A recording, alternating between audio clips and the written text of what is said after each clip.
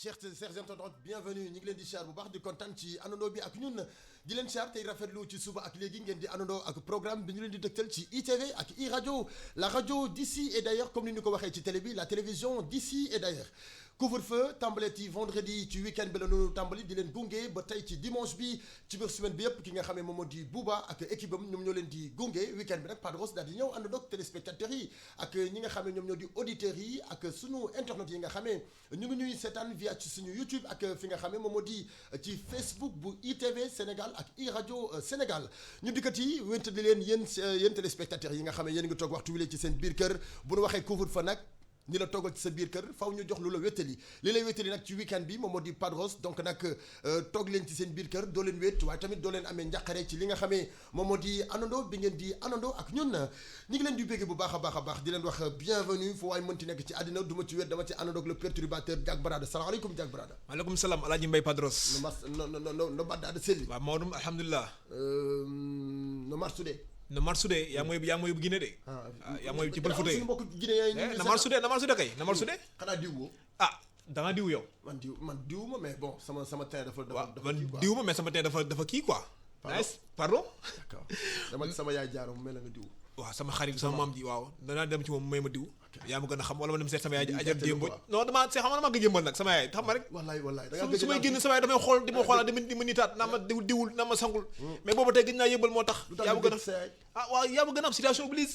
dañoo ne nañ riigu. amul génn amul va-et-vient amul dem amul dëkk nañ toog. farata génnee la te man damay toog farata moom may génne mooy ñëw liggéey si soo ma dem tëdd nelaw. très bien kay.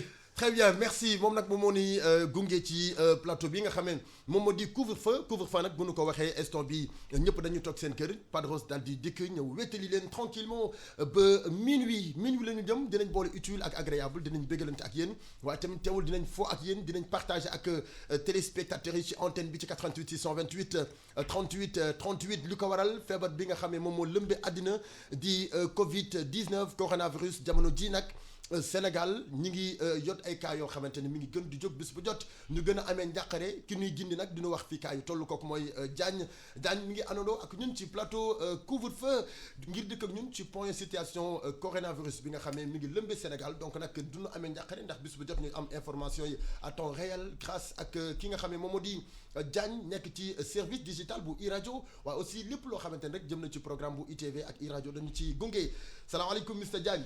maaleykum salaam Padros. ana waa Grand Mbao dégg naa yow la ñu waaj a far meeru Mbao. Non waxu politique nañ ko bàyyi. waxu politique bi non dogo politique la mais. instant yii mais Diagne lii ñu ngi ci romandaat toujours. non. dégg naa yaa naa nekk futur meeru Mbao. Padros nañu ànd xeex corona. ma ngay campagne de Diagne yaa ngi campagne de nañu ànd xeex corona. yaa ngi campagne Diagne yaa ngi campagne. waaw nañu ànd xeex corona.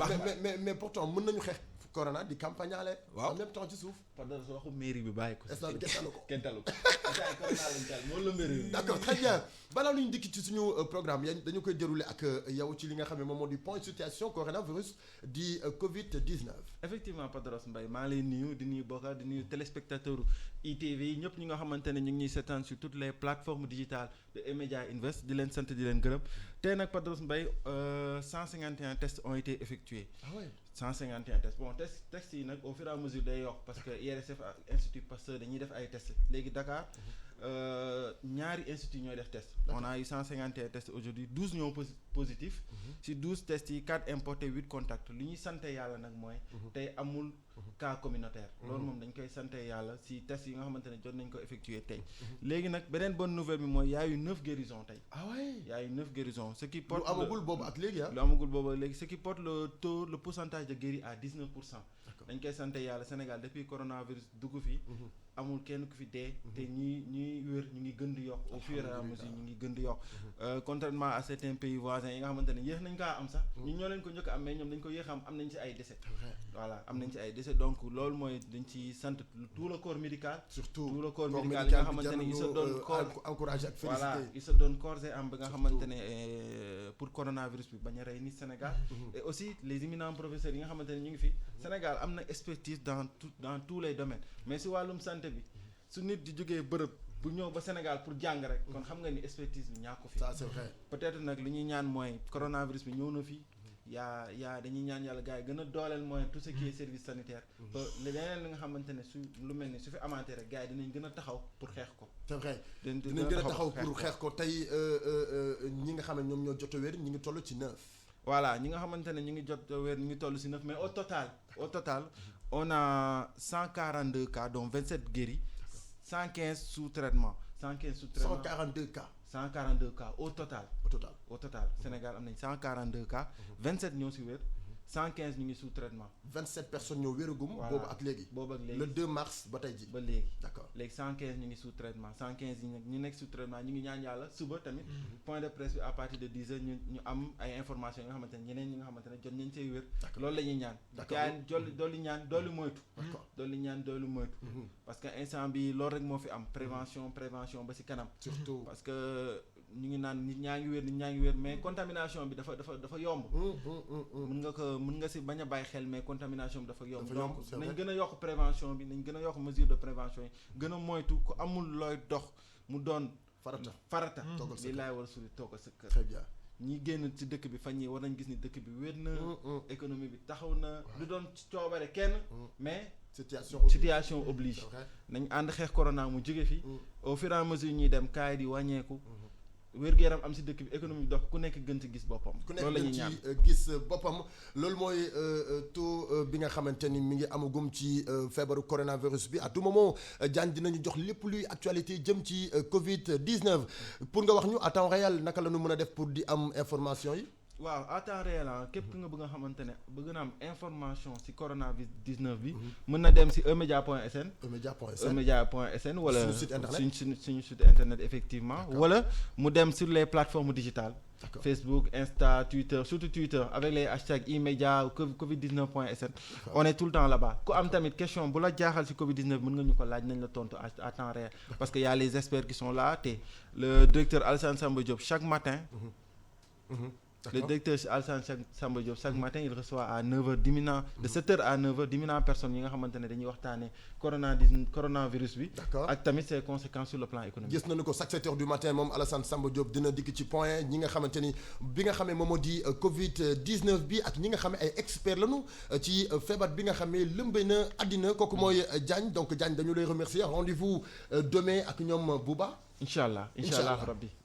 Merci Padros. Merci beaucoup futur maire de Mbao ñu ngi koy gërëm bu baax a baax comme da koy bañ garaawul instant bi moom da koy bañ instant bi moom nangul lu ni moom mooy futur maire de Mbao donc ñi ngi gërëm bu baax téléspectateurs yi nga xam ne waxtu wi lee ñi ngi toog di àndandoo ak ñun du ngeen ko rëccu benn yoon ndax dañuy boole ñaar utile ak agréable béggal leen waaye tamit di leen gindi di leen wax ci feebar bi nga xamante ni bàjjo la lëmbe na àddina bi perturbé na dëkk bi perturbé na àdduna bi nit ñi dematunu nit ñi dëkkatunu bu ñu demee nag ba njiitu réew bu Sénégal son excellence monsieur le président de la République du Sénégal Macky Sall tout d'abord dañu koy féliciter waaye tamit di ko encourager di ko wan ni ko Sénégal ñu ngi ci sa ginnaaw ci feebar bi nga xamante ni sonal na la sonal nañu tey boo sañoon mu jóge ci réew mi ci nu mu gën a gaawee gis nañu liggéey bi gis nañu effort bi Abdoulaye Diouf Sarr félicitations ministre de la santé et de l'action sociale moom aussi mi ngi ci liggéey bu am solo boobu ak léegi gis nañu ni tey juróom-ñeenti doomu aadama wér nañu ci feebar bi nga xam ne moom moo di coronavirus donc encore une fois ñu ngi leen di encourager santé bi ñi nga xam ne ñoom ñoo yore santé bi fii ci Sénégal ñëpp bàyyiwunu kenn dañu dem régie seetaan benn vidéo clip waxoon nañu leen ko suñu ay artistes nag duñu jug ci di partage ak ñoom parce que période bi période couvre-feu la amuñu droit di génn di dem seetante amuñu droit di partage ensemble amuñu droit di séddoo lu bari dëgg la nag yàlla da koo digle waaye nag feebar oblige comme que feebar bi def li koy wàll doomu aadama dafa yomb li tax mu contaminé la day yomb ngir mu ñëw ci yow donc noonu éviter lépp luy contact ci suñu diggante ak suñu ay morom suñu ay artistes dañu tàmm di saafonte ak ñun suñu ay artistes dañoo tàmm di ñu bégal suñu ay artistes dañoo tàmm di séddoo ak ñun dañoo tàmm di fréquenter ak ñun dañuy woo ci ay boîte dañuy woo ci ay club dañuy woo feneen ak feneen ñuy séddoo ak ñoom waaye tey bu li amee teewul à travers ITV ak iRadio mën nañ di séddoo ak ñoom ñu toog ci seen biir kër ñun ñu toog fii ci suñu studio di séddoo di partage ak artistes yi nga xam ne jamono ji ñu ngi toog ci seen biir kër waaye tamit di confiné wu di respecter li nga xamante ni moom moo di li Macky Sall wax ñi couvre-feu oblige 20h 6h du matin voilà donc ci kanam léegi dina am ñoo xamante ni dinañ leen jël par téléphone ñu partager ak ñoom ci plateau couvre-feu dañu dem régie seetaan benn vidéo clip bu Daba Seye juste après bu nu dellu si waatee mën a àndandoo bégalante ci couvre-feu ba ci kanam ñun ak yéen tamit téléspectateurs yi di ngeen mën di jokko ak ñun ci 88 628 38 38 88 628 38 38 dañuy bégalante ca kanam moom man dinaa perturbé mais bon li ma bëgg a wax Serigne Saliou dem yow war a ñibbi de. war nga nu lijjantil affaire yu bare xanaa nga lijjantu ñu gars yu ku nu war a ataayaat rek Bokar caayin bi. non caayin bi instant yi mooy loolu micro instant yi caayin bi mooy loolu. lu tax caayin bi mooy loolu. daa jël congé daa jël pause ba ci kanam. pourquoi caayin bi di jël pause. non dama xam ne caayin xaju fii. amuñu beneen solution pour ataaya. non instant bii nii caayin dafay xaju ndax man samay perturbation yow da ngay perturbé damay ragal rajaxe bagage yi. mën nañu teg fële ataaya bi ñu indi ñu suñu kaas. waaw ba tey mën na nekk.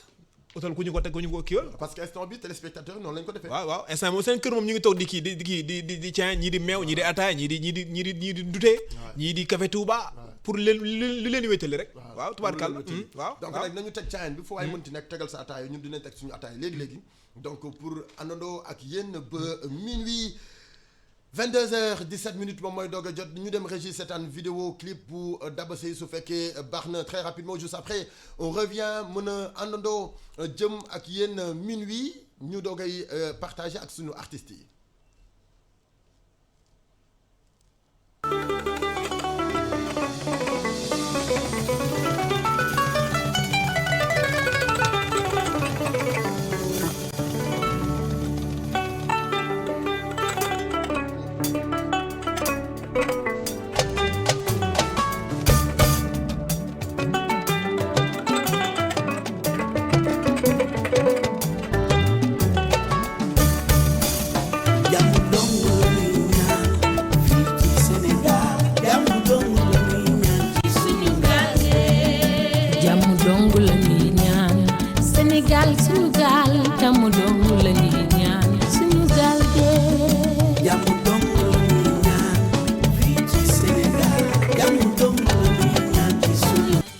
Sénégal mooy sunu gaal nanu ko jaw ngir mu jëm ca kaw ca kanam moom waykat bi ndaanaan bu mag bi nga xamee fu mu nee der nga kontaan mbaar mbëfër njolli lépp loo xamee jëm na ci ndaanaan mi ngi ci moom donc kooku nga xamee moom moo di Daba Seye way na Sénégal njukkal na Sénégal delloo na njukkal Sénégal way na li nga xamee moom moo di valeur yi nekk fii ci Sénégal way na li nga xamante ni moom moo di sunu ay baax donc nag Sénégal dafa bari valeur c'est très normal ñu di ko way di ko xamal ñi nga xamee xamuñu ko woon bu ñu nee pays de la teranga rek am na lu tax pays de la teranga gi bari na fi lool sax te loolu nag la ñu koy jëlee ci antenne bi moom Daba Seye ñëw na pour partager ak ñun pour séddoo ak ñun pour échanger ak ñun ci période couvre-feu bi nga xamante ne ci la ñu nekk Daba mi ngi en ligne dañu koy nuyu salaamaaleykum Adjaratou Daba Seye. maaleykum salaam Padros Mbaye Dogo. namoon na ma la. maa la raw foofu. yaa ngi ci jàmm. ça va maa ngi sant bu baax. ah couvre-feu de est-ce que bokk na ci yëfi géwal. ah baaxul ci géwal de ndax géwal du toog. baaxul ci géwal de géwal du toog. déedéet géwal du toog de. mais dina gën a neexal ëttu géwal de. waaw dina neexal ëttu géwal nag. ndax wax dëgg yàlla déjà bari ngay sori sax maa ngi nuyu Sénégal yëpp. di jiital ci nuyoo bi président de la République. di nuyu tamit gouvernement bi yëpp. di félicité bu baax tamit ministre de la santé. ñu ngi gis liggéeyam. di nuyu fan si yëpp ak waa iRadio. di nuyu Boubacar Diallo bu baax sama frère. mais baax na ci ëttu géwal dana tax. waaw toogaay am. dana tax la woon démb dellu si. ci géwal yi. waaw ñun géwal li ñu ko xamee woon mooy bu nu añee ba noppi toog en famille partager en famille génne sabar gi génn bëng-bëng bi di waxtaan di échangeante ñii di delloo siwaat xale yi di leen xamal lii mooy seen ay valeur loolu dem na ba tey jamono di dox ba lu baree bari soppeeku tey couvre-feu am dina ñu permettre ngir ñuy dajalowaat en famille lan la mën a def ci ëttu géwal. waaw dina tax nag Padros xale yi géwal yi surtout. parce que xam nga jamono bi dafa changé. ca li woon démb pour mu am fu ne la ko yàlla jaarale déjà ni ngi am métit lu coronavirus bi di wax rek ni yàlla na ko suñu borom yemale. amiin. mais ci benn côté couvre-feu bi baax na. dina redressé waat dina taxaat population bi xam fi ñu teg seen tànk dina dalal nit ñi déjà nit ñi ñu ci bëri habitué wuñu woon di teel a tëdd wala di teel a dugg seen kër yi di teel a yeew mais di teel a lekk surtout dina am lu bëri loo xamante ni dina ko defaraat ci réew mi waaw parce que à partir de 20h ñëpp fàtt seen kër loolu Europe rek nga ko daan gis donc am na lu sabab loolu am muy balaa bi fi am ñu ngi ñaan suñu borom gaaw teggi ko fi même bu ko teggee sax ci jàmm loolu ñuy ñaan mais lii war na bokk une semaine bu nekk des fois rek muy am parce que dina tax nit ñi dal. d'accord d'abord balaa ñuy waxtaan ci feebar bi ak en tant que artiste yow li nga nekk artiste ak feebar bi li mu dëkk ci seen liggéey ba yàq ci lu bari dañu wax feebar bi lan la mën a yàqal Sénégal ak lan la mën a indil Sénégal ci c'est-à-dire ci loo xamee ëllëg mën nañu ni kat feebar bi moo taxoon tey lii yëpp defaru. waaw éducation bi déjà nit ñi dal ak li nga xam li mu mën a yàq mooy économique bi parce que Sénégal nag dafa am nu muy doxee mais nit ñi nag dañuy xëy dem liggéey wut lu ñu am pour indil seen njaboot mais boobu ak tey Padros boo gisee nit ñi kenn demul fenn wala foo dem da nga yàkkamtee del si sa kër lu bëri rek xam nga dagg na instant bi activité yëpp dagg na mais dañ koy sant yàlla rek parce que lu am rek suñu borom la d'accord lan la ñu mën a dimbalee ba tey ñu mën a yaraat suñu bopp xamaat ñun ñooy kan ba tey suñu ay jikko dellu siwaat parce que demoon nañu ba jikko yu bari commencé woon na yàqu góor ak góor di jëflante jigéen ak jigéen di jëflante yu ñaaw yi am ci àddina góor ak jigéen di joxante loxo di nuyonte c'est-à-dire yu bari daan am tey lu bari dakk na lan la ñu mën a jox ci éducation ngir ëllëg. Padros lu ñaaw li dafa bari de. li ñaaw li ak bëri waaye bari ci réew mi li ñaaw li nëbbu moo ëpp li ñaaw li feeñ. c'est vrai donc suñu borom man jàpp naa ni dafa mer. c'est vrai waaye meram gi nag am na lu bëri lu muy defar. parce que ñu nekk ci lu bon bu ñu gisee jëye bi am ci àdduna bi yëpp yemul Sénégal rek àdduna bi yëpp monde entier.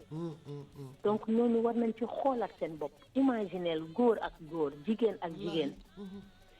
loolu dafa araam. il est temps pour ñu defaraat suñu toogaay. waxuma kiñaan gi. waxuma jëwante bi. waxuma soxorante bi. mais lu gën a ñaaw. góor ak góor jigéen ak jigéen.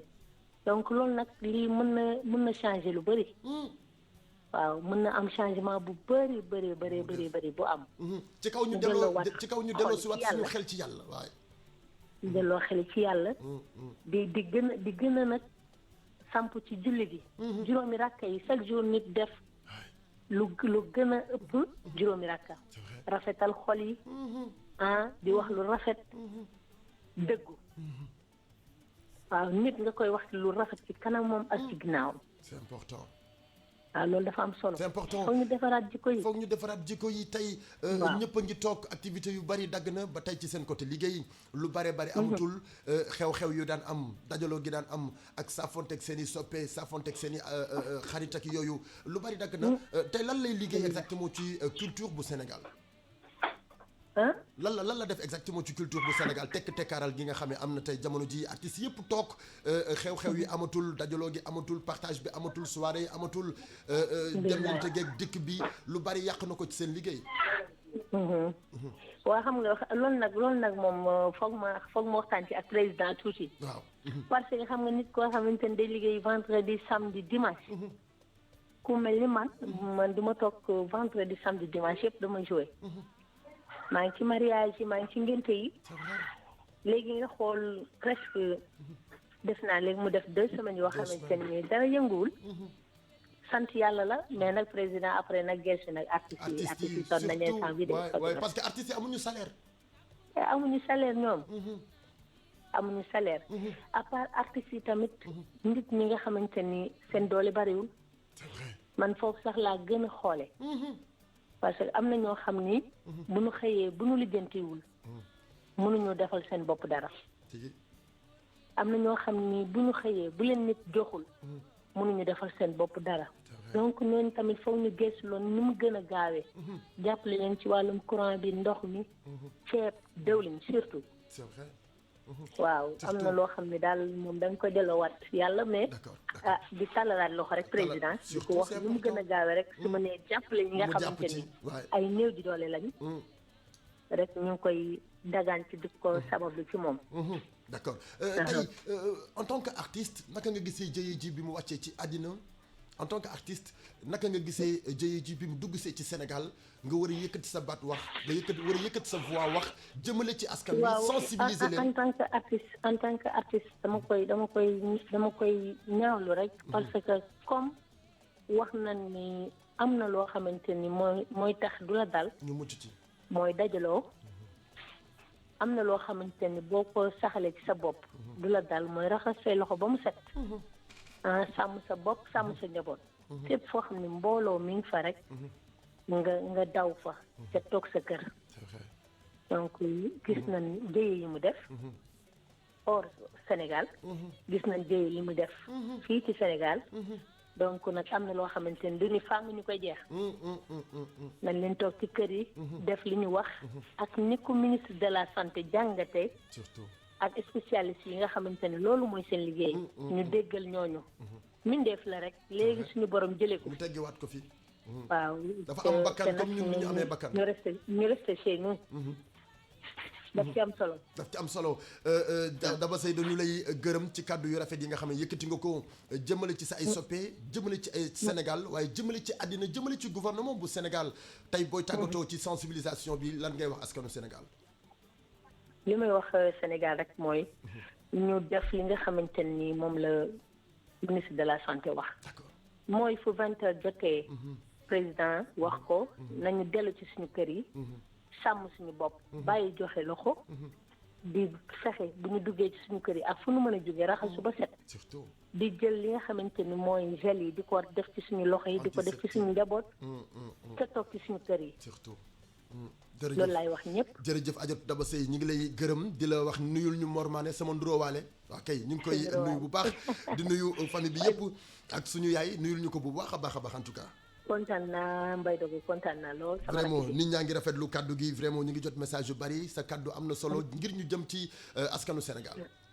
jërëjëf kontaan naa maa ngi nuyu ñëpp. ñëpp ñu ngi kontaan d'accord merci bien dañu koy gërëm moom Daba Seye kaddu yi am na solo li mu wax rafet na jëmale na ci yëkkati na ay kaddoom jëmale ci askanu Sénégal waaye jëmale ci gouvernement bu Sénégal li nga xamee moom moo nekk ci biir xolam nekk ci xelam en tant que artiste donc Diack noo gisee waxtaan. waaw nice kay macha allah ñoom dama leen yërëm ñoom artistes yi. parce que li nga wax léegi amuñu salaire. par week-end la ñuy tëgg ay soirée. tere nañ leen soirée yi. ñun ñu sax léeg-léeg mën nañ dox entre 8h ba 18h.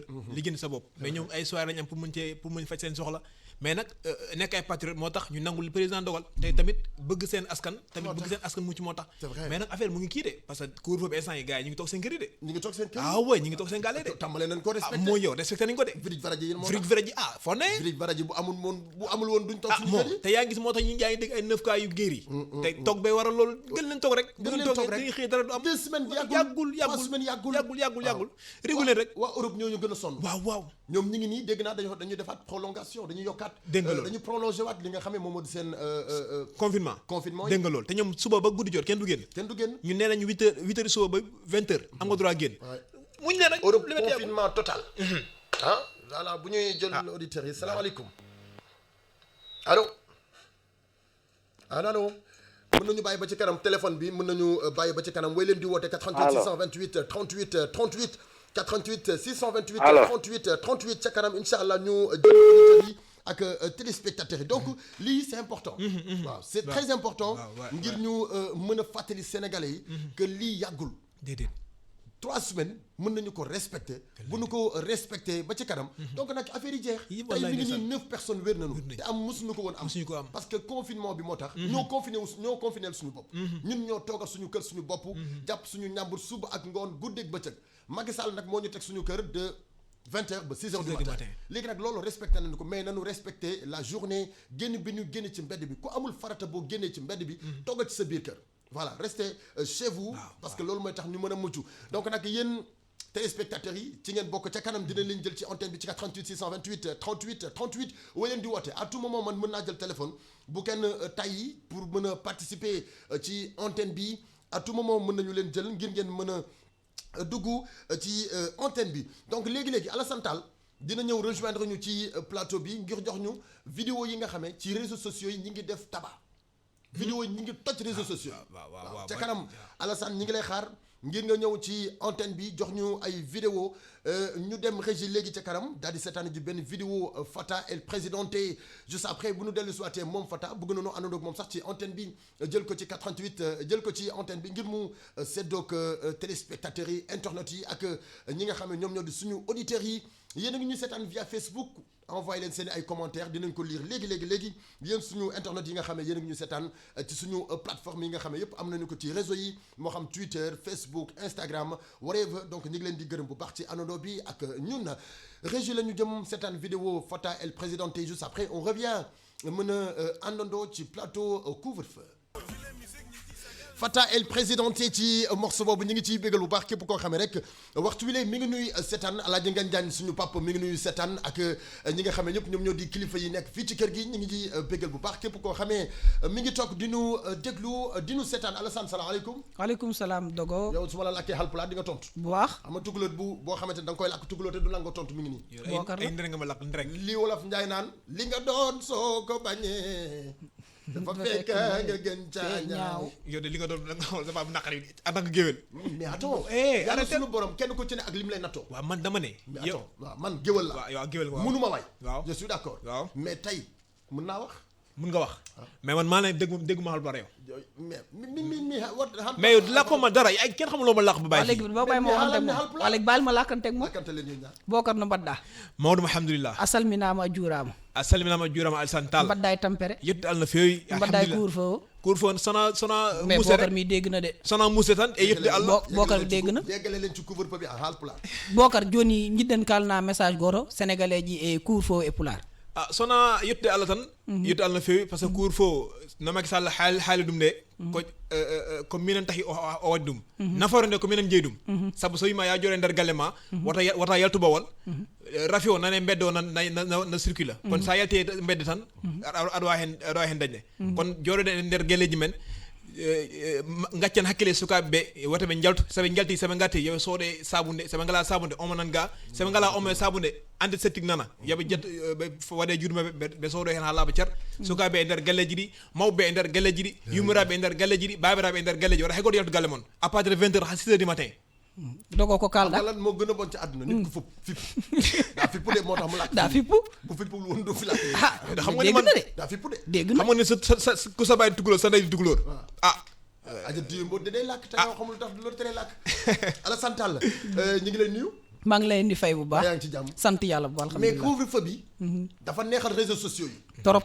couvre-feu bi tax na ba nit ñi bu ñu toogee ci seen biir kër du ñu am stress parce que ci réseaux sociaux bi lañ koy kal jeex na couvre-feu bi tax na ba fi mu ne nii nit ñi dañuy ree ba tëdd ci suuf ba fàtte feebar bi waaw lu leer vidéo yi ci réseaux sociaux bi Alassane doy na waar vidéo yi doy na waar trop ñoo ko gisandoo depuis premier jour bu Macky Sall décrété couvre-feu bi ba nage nii réseaux sociaux yaa ngi toj chaque jour ak vidéo bu bees donc damay bàyyi waade ci teg ko ba pare ñu ñëw commentaire ci d'accord léegi laay da nga ñuy jox vidéo yi benn par benn ñu seetaan ndax ñu reetaan tuuti ca kanam nag ma ambiance jug fii feccal leen parce que téléspectateurs yi bëgg nañu loolu ci Padros donc ci kanam il faut ñu ambiance ndax man damay fecc tey damay fecc Alassane pël nga du damay fecc da ngay fecc damay fecc ñu dem régie seetaan vidéo juste après on revient mën a yeggale plateau couvre-feu jëm minuit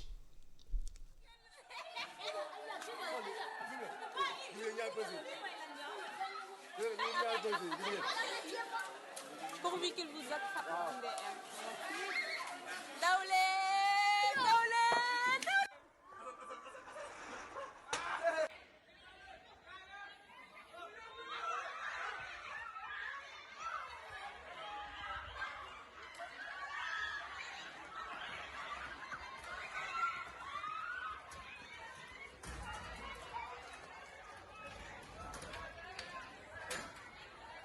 barke Sëriñ Tuubaa Mbàkke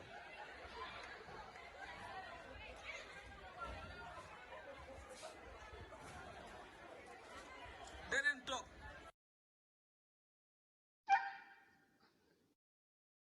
Via cap a la dreta per Xavi, Assistència de Xavi, més cap dreta per Messi, Messi, immens Messi, encara Messi, encara Messi, encara Messi, encara Messi, encara Messi, encara Messi, encara Messi, encara Messi, encara Messi, encara Messi, encara Messi, encara Messi, gol, gol, gol, gol, gol, gol, gol, gol, gol, gol, gol, gol, gol, gol, gol, gol, gol, gol,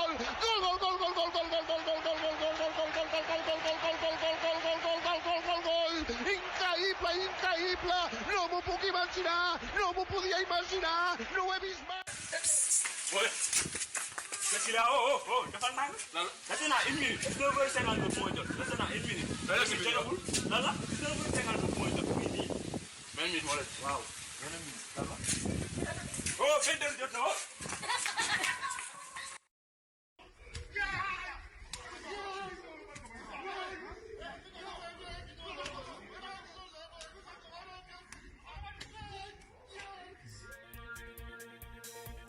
dootu ko defati Kacamali xaw ma ñi ci Sénégal de waaye Kacamali dootu ko defati Kacamali labbali nanu ko labbali boobu bëgg a dee ah micro gisoon waaw daanaka fu mu toll nii ñoo ko gisandoo boo xoolee réseaux sociaux yi vidéo yi tax na ba nit ñi fàtte li nga xam ne moo di feebar bi ci dëkk bi donc nit ñaa ngi ko def dem na ba nit ñi challenge lañ ko def sax léegi nii parce que bëri na vidéo yi du yi kese bëri na trop donc da ngay dem ba dégg sax classico policier mbedd mi donc mais fu mu toll nii nag xaw ma kan moo mën a fu mu toll nii quoi. mais gars yi instant bi challenge bi ñu jël moom mooy ASC mbedd mi ak ASC police. ASC police moom lañ jël fu mu toll nii. policiers yi sax dem nañ ba dañ ci faw ak kenn ku ñu bu ñu la jàppee ni la tey kan moo gagné. kan moo gagné fu mu toll nii daal su ma juumul policier yi mën a 3-1. fu mu toll nii est-ce que mën a wuñ 10-0. 3-1 non premier jour ñu ngi si ñaata jour tey. policier yi mën a 3-1 premier jour bi. le deuxième jour bi la mbedd bi gagné. ASC mbedd bi tamit dëgg fit ASC mbedd bi. fit lañ am. yow yoroo arme yoroo dara ngay xeex ak borom arme. gis nga de. waa Medina moom jël nañu raw gàddu gi ñoom lañ takkal leen capitaine. waa Medina lañ takkal capitaine. ASC mbedd Medina. ñoom lañ takkal capitaine fu mu toll nii. parce que ñoom ñoo gën a am sañ-sañu jàkkaarloo takk dee mais dootuñ ko dolli de ndax lu fa nekk moom ay oto ndox ak kenn xamul. loolu laa fa gis donc loolu nag moom moo di vidéo yi nga xam ne gis nañu ko ci réseaux sociaux yi donc dañuy gën di sensibiliser askanu Sénégal toog leen ci seen biir kër. ASC mbedd mi amoo leen doole ASC mbedd mi amoo leen arme ASC mbedd bi yéen ku leen xool ngeen daw mais Usain Bolt. Messi. Ankara Messi.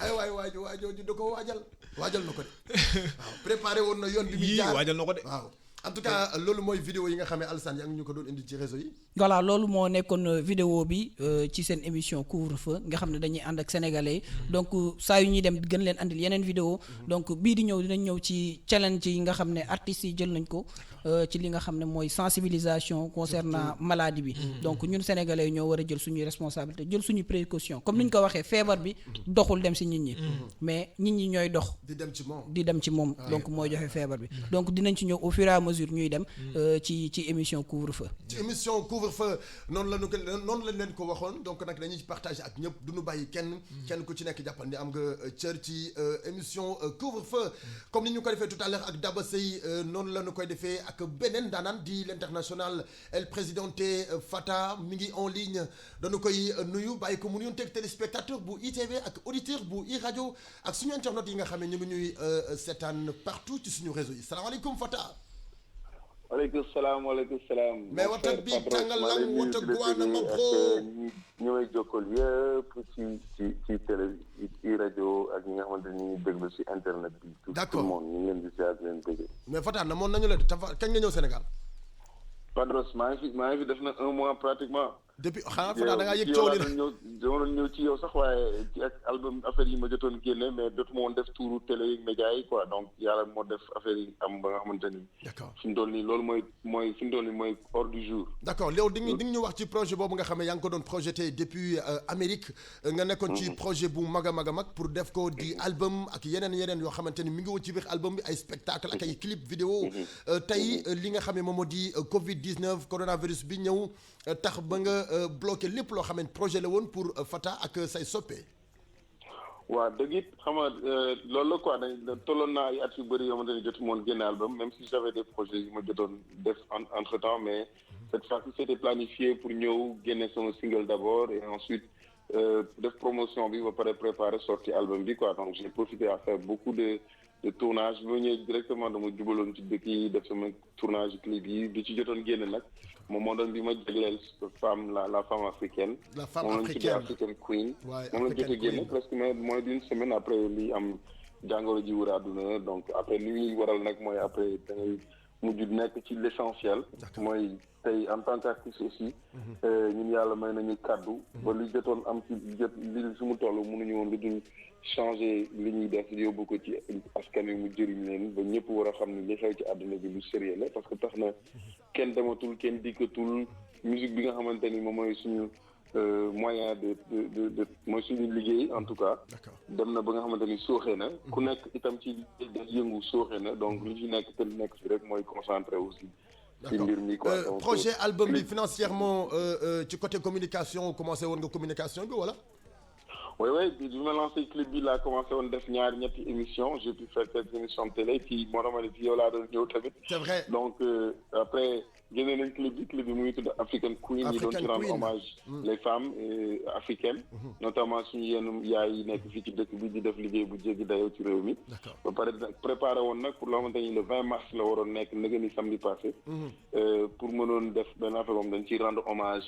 au teeru bi ay soxna yëpp ñoo war fa daje ay kilifa yu bëri ci dëkk bi doxoon nañ ci lu bëri daal. d'accord donc mooy li ma wax rek donc yàlla moom jàmm mooy bëgg mais yàlla mooy dogal. d'accord choc bu mel nii choc bu toll nii ñëw dal ci àddina bi lan la mën a def ci musique bi.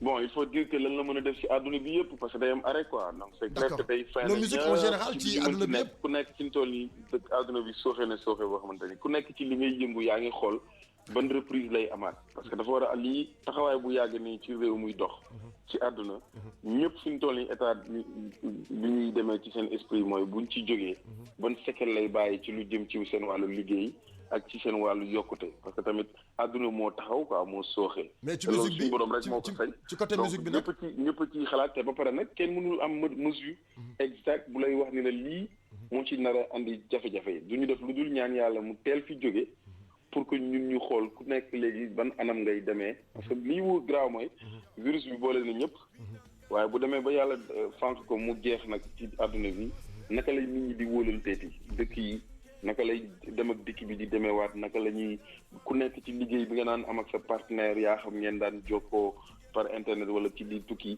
naka lay demeewaat loolu mooy li àdduna bi di war a xool lu jafe la si ñëpp. d'accord ban problème la mën a indi ci musique bi ban problème exactement ci bu ñu ci génnee. bon ci musique bi il faut dire mooy xam nga ñun moom suñu liggéey mi ngi gën a dox. certes am na taxawaay bu mag ci digital bi mais aussi il faut dire que ci li ñuy yëngu yëpp dafa ànd ak lu interactif ñu nag askan wi. il faut bu ñu defatul concert dajewuloo nit ñi parce que nit ñi léegi psychologiquement la ñu am problème.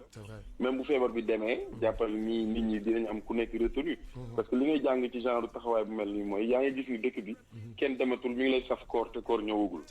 xam nga. donc ça veut dire que nit ñi bu ñu demee ba koor gi ñëw dugg si weer bi ñu jëm. bu génnaatee nit ñi dinañ am benn retenu ku ci nekk ci sa esprit. ba lu bëri dootoo ko wàññi man gëm naa ni club yeeg waxuma la concert yeeg ñëpp xanaa peut-être bu ñu demee ba décembre ñëw la ngeen ñëw nit ñi door a ñementewaat mais côté boobu laa koy xoolee quoi donc pour dire que musique bi yëpp ku koy def léegi da koy def si sa biir kër en digital pour mën très bien foofu laa bëggoon dugg ban stratégie ngeen mën a utiliser pour mën a promouvoir musique bi bu ñu génnee ci feebar bi mu bañ a am benn stagné boo xamante ni da koy am ci musique bi. mooy génne affaire yu neex rek yu bees yu neex yoo xamante ni du bàyyi nit ki toog këram mu toog jàpp ñaamuram dina ko excité mu génn dem déglu ji musique ci yenn endroit yi dem ci lounge yi wala mu dem club donc il faut s'inspirer pour que nit ñi amaat beneen élan boo xamante ni musiciens yi parce que musique thérapie la musique loo xamante ni la day delloo si nit ci anam yu bëri même ñi koy toog seen kër di déglu parfois ils ont envie de sortir et de l'écouter dans des endroits beaucoup plus adéquats donc du coup il faut que musiciens yi instant yi je pense que ñu ngi ciy xalaat bu baax bu weesoo ñun def nañu benn single ak pas mal d'artistes yoo xamante ni tey génn na tudd Covid-19 mu boole ci ay ñoom Titi ñoom Awadi ay Ngaaka Blindé ñun ñëpp ñu nekk mu nekk lu am succès mais ñi ngi toog ci ñi ñaa ngi toog ci biir kër yi mais ñu ngi koy consommer musique moom foo mënti nekk ci àdduna am na lu muy def nit ki léegi nag kon crise bi ñuy wax kon crise bi ñuy wax après kon crise itam du sore trop ci nit ñi. donc crise bi ñuy wax ñu def ay musique yu bees yu neex yoo xamante ne nit ñi bu ñu génnee ci feebar bi rek. dinañ waaw yàkkamtee paakar ñëwaat. kon si crise bi ñuy wax après li nga xam ne moom moo di feebar bi te ñu séntu ko ci ay secteurs yu bare bari gisoo ni mën na dugg ci musique bi. mais mi ngi ci ba pare moom laa la wax ne la daf ci nekk ba pare sooxee na lu bëri. d'accord maintenant li ci nekk ba nekk ci mooy amul benn ku mu bàyyi affaire yi amul kër gu mu bàyyi amul ku nekk ci activité domaine boo mën ci nekk. tu vois que tout a été restreint lépp ñëpp muy musique bi c'est que man en tant qu'artiste j'aime pas trop rek di insister ci musique bi noonu mais ku ci nekk ci sa métier tey de manière générale ñun ñëpp noonu la ñuy xalaatee mooy askan wi yëpp am jafe-jafe ci li ñuy yëngu. donc la musique en particulier moo tax ma ne leen ñun jafe-jafe yi ñu nar a am après li ñu mën mu nekk mooy ku nekk rebondir ci sa domaine d'activité pour mën a joxaat ko benn souffle. d'accord parce que buñ ci jógee moom askan wi dañuy taxaw di xaar. askan bi dañuy taxaw di xaar c'est vrai ah. léegi li ñu bëggoon wax mooy bërki démb gis nañu son excellence monsieur le président de la république jot na recevoir ñenn ci ay membres hip hop Galsen loolu exactement c'était invitation boobu wala recevoir boobu mu leen recevoir lan la woon exactement. bon man particulièrement man bokkuma si woon si ñuy invité mais j'estime que dañu woo ay partie civile en fait parce que bu ñuy consulter ñeneen ñoo xamante ni ñu ngi ci opposition bi ñeneen donc bu ñu woowee Y'en a marre et d'autres rappeurs c'est pour constituer ñoom tamit consulter leen ñu wax seen xalaat donc certes rappeurs yëpp mënuñu fa dem mais je sais pas comment le tri a été fait mais je considère que ils ont été considérés comme un parti civil donc ñoom ñoom tamit ay nit ñu am kàddu lañ donc dañuy wax pas au nom de tous les rappeurs mais dañuy wax ci li nga xamante ni ñoom dañ koy dox te bokk ci askan wi. mais jot nañu la rendre compte bi ñu fa jógee wala. non ils sont pas obligés mais bon da ngay gis ci médias yi rek ne ñi dañuy ñi fa jógee ñëpp ku nekk bu génn dina wax li mu fa wax ak li mu fa génn li mu fa waxtaan ak ñoom dañ ko dina ko doolee xel président bi donc je pense que noonu lañ koy gisee man de en tout cas noonu laa koy gisee. mais itam comme on dit ah ça interpelle tout le monde qu'on soit au palais ou pas ñu ne artistes lañ et xaaruñu pour. ñu woo ñu palais pour ñu def suñu devoir civique en fait devoir de citoyen donc ak tous les artistes yi nga xamante ne regroupé nañ leen ci lu mel noonu ñoom ñëpp ils ont répondu sciemment. Ils ont fait un morceau énorme ku ci nekk tey il se sent très fier d'avoir défendu et encore participer à la lutte contre ce virus. D'accord, très bien ñu gis ni période bi artistes yu bari ñu ngi dajaloo di sensibiliser askanu Sénégal bu réew tollee fii mu am benn crise boo xamee commencé na am mu am lenn loo xamee dugg si na ci dëkk bi bloqué lu bari lan mooy war en tant que artiste lan moo lay war.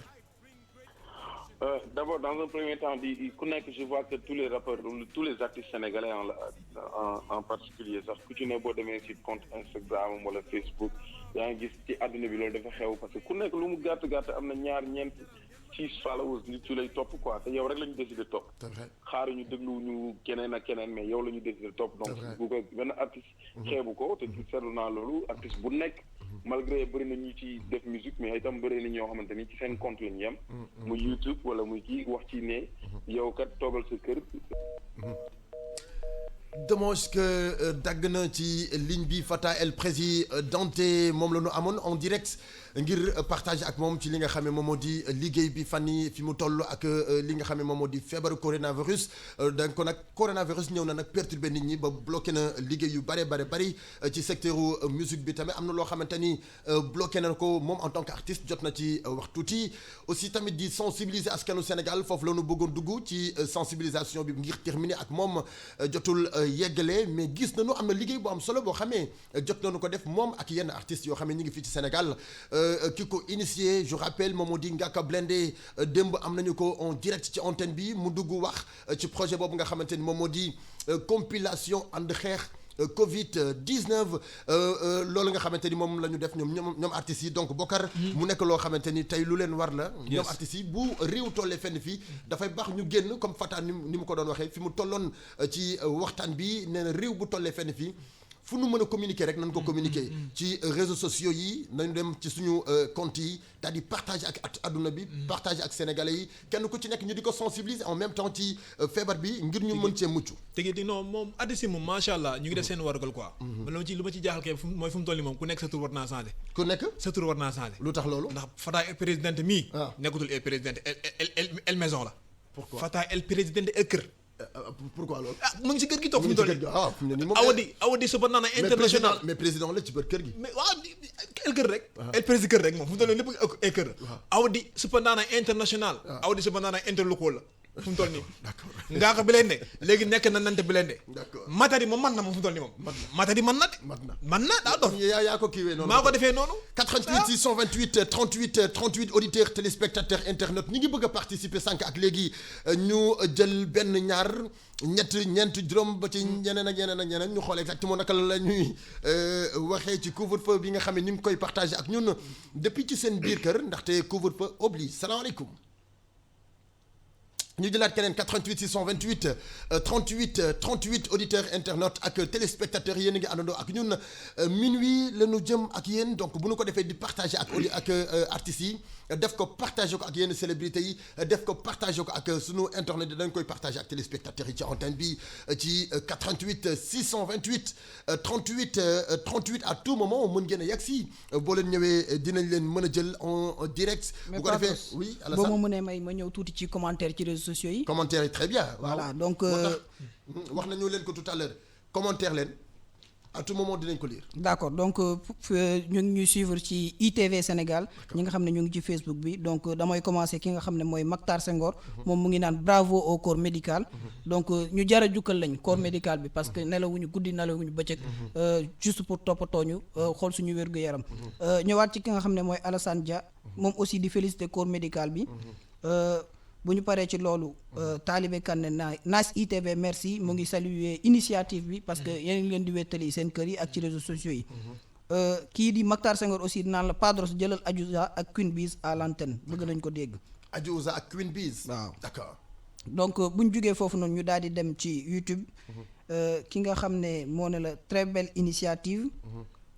DJ Padros kii aussi tamit di attirer sa attention ne bu ñu fàtte taalibe yi ñoom aussi si lañ bokk. parce que bokk nañ voilà bokk nañ ci couche bu vulnérable. très bien voilà balaa ngay sori foofu.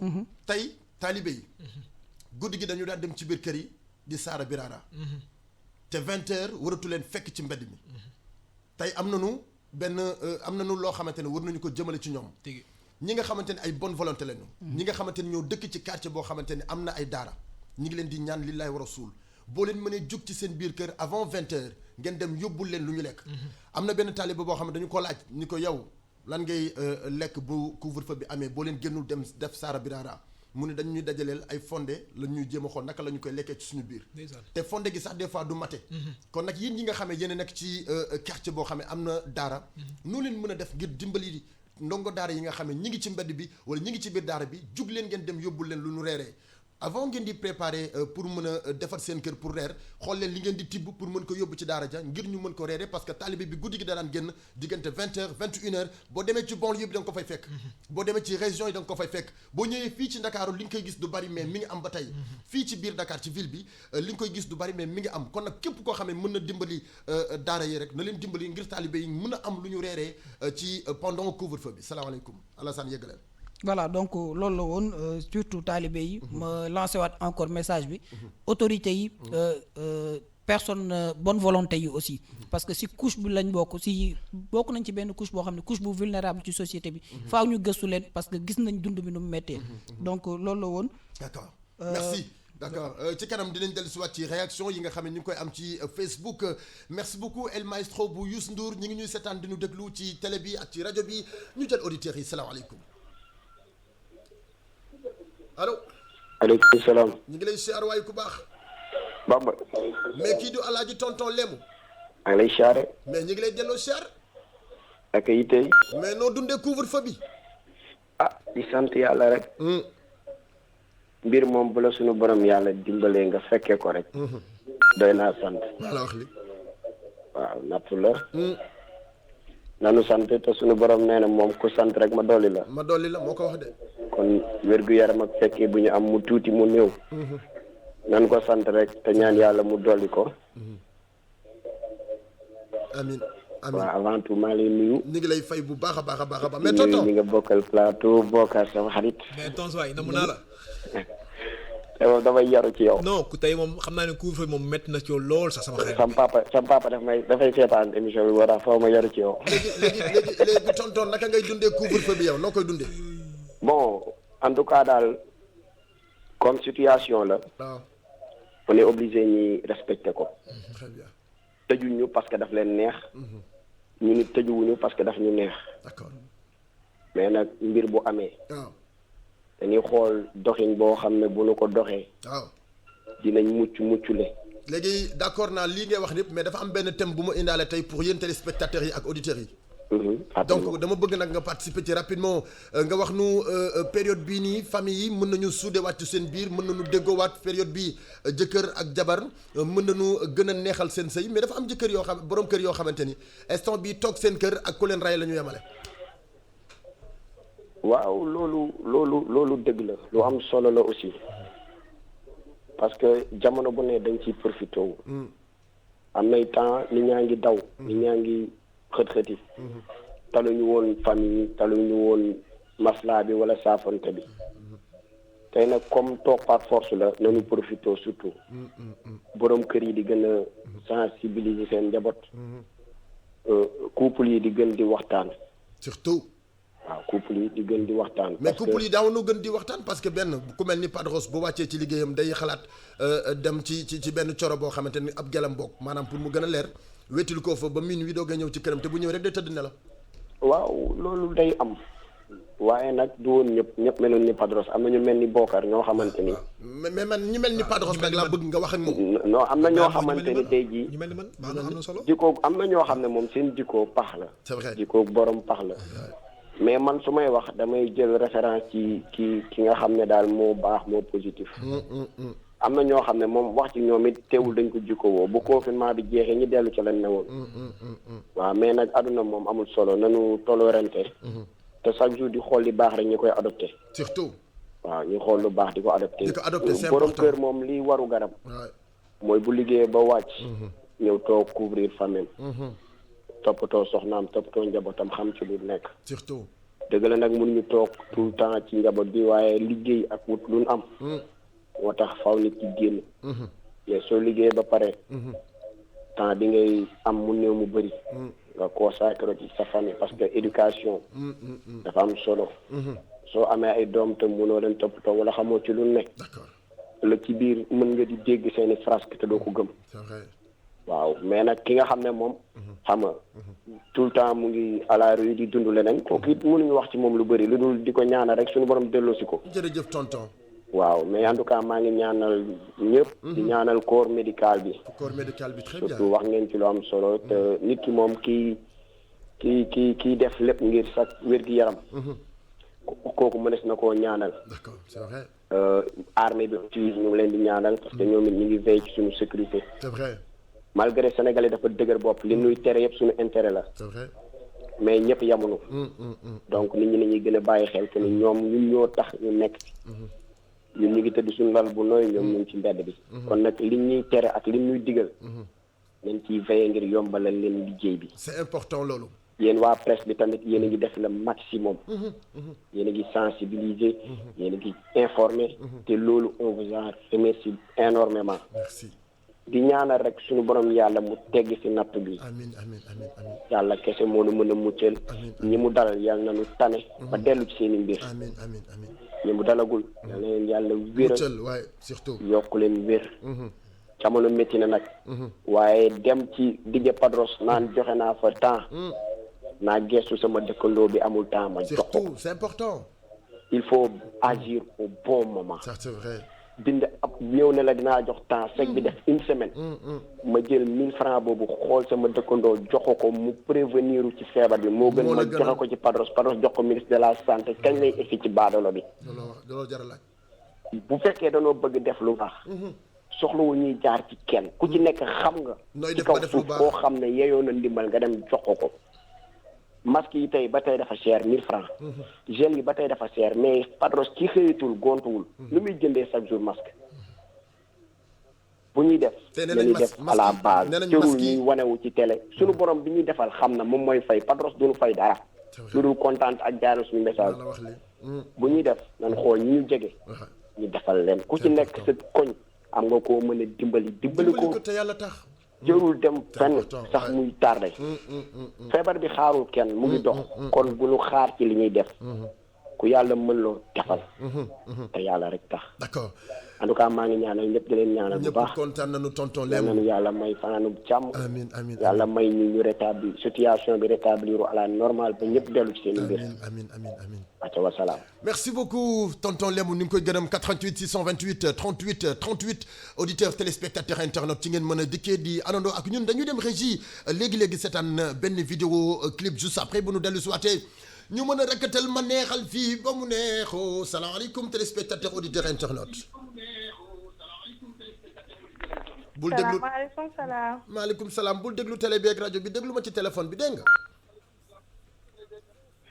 allo. waaw dégluwuma ko. voilà maa ngi sant yàlla bu baax waaye.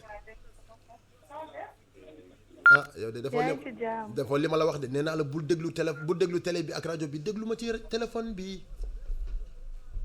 dégg nga ma. bàyyi naa ko pourtant dégluwuma la foofu de. d'accord yaa ngi ci jàmm. yaa ngi ci jàmm waa. noo tudd. man Jojo depuis ñaari tali sa doom. Jojo depuis ñaari tali sama doom la. ça va yaa ngi ci jàmm. bébé Jojo tu vas bien. je vais cool tu vois. nooy dundee couvre-feu bi instant bi. mooy nii métti maa ngi nii toog mel ni ko joomi. sabar ëpp mooy buum. mais toogal rek jàpp sa ñaambur 3 semaines yàggul. mais dafa métti. mais yàggul mais Padros mi ngi lay wétali. waaw yaa ngi ñuy wéetali moom après ñu jël la ci direct bi Instagram muy neex. maa la wax lii su ma paree fii damay dem ca Instagram ba DJ Padros l'officiel. ok. maa la wax li def lu ma neex foofu ba 6 heures du matin. waaw kay bégee. voilà Jojo merci kontaan nañu. merci bien ñu ngi koy gërëm Jojo depuis Grand Dakar ñaari tali Biscuiterie yi ñoom ñëpp ñu ngi leen di béggee du ñu fàtte ñi nekk ci région bu Sénégal ñoom aussi ci leen ñu bokk ñu ngi àndandoo ak ñun partout ñu dem régie dellu si waat parce que dañoo war a programmer pour fecc yi dañoo war a programmer pour perturber auditeurs yi ak téléspectateurs samay fecc nag ngeen bëgg a gis man samay fecc ngeen bëgg a gis xaar leen ma foofu yéen ma ñëw lay ñu dem régie juste après on revient. Covid-19 m'amène à nouveau à m'adresser à vous. Cette maladie apparue en décembre. Coronavirus taking over all the world. Premier geste, faut se laver les mains et bien frotter tout le savon, 30 secondes de moins. Plus d'accolade dans la rue et surtout pas de bise. Tu vois, y a pas le choix, en vérité, on est en temps de crise. On a créé le nouveau style, on se salue de loin. Je n'irai pas de war chez les gens si j'ai besoin de rien. Y a pas de panique, mais la mort, je n'ai plus de paix. Jean-Michel est mort, ça fait 2 jours qu'il repose en paix. Les dalkay les xam ñu xex ko moy waré bul tok nan du dal nit ku ñu Sénégal dëkk mas nga la waaye bu nu nangu kenn ku ñu lor yeye sa wér gu yaram bul nangu kenn ku la ci jiitu bàyyi ci xel yamale Coronavirus taking over my mind suñu defaroo de dinañu aar Coronavirus taking over all the world bu ñu seetee dañuy aar ni jéem a def li war te fagaru fi mu toll ni lépp dépend de nous defal li war te bu ci taay maame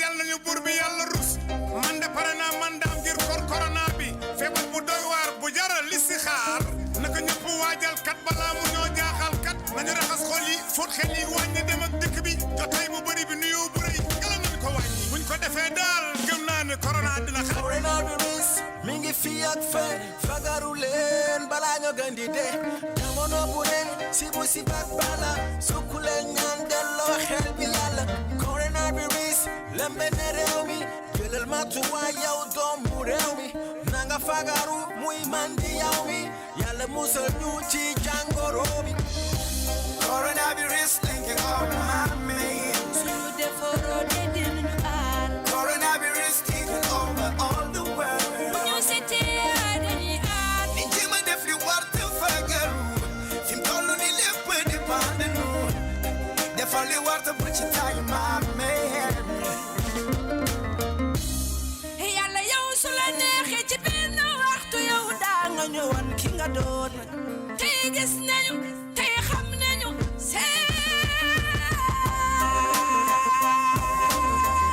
seede dañu ne yàlla yow yaay yàlla ñëpp a yéemu kii ñëpp a jaaxle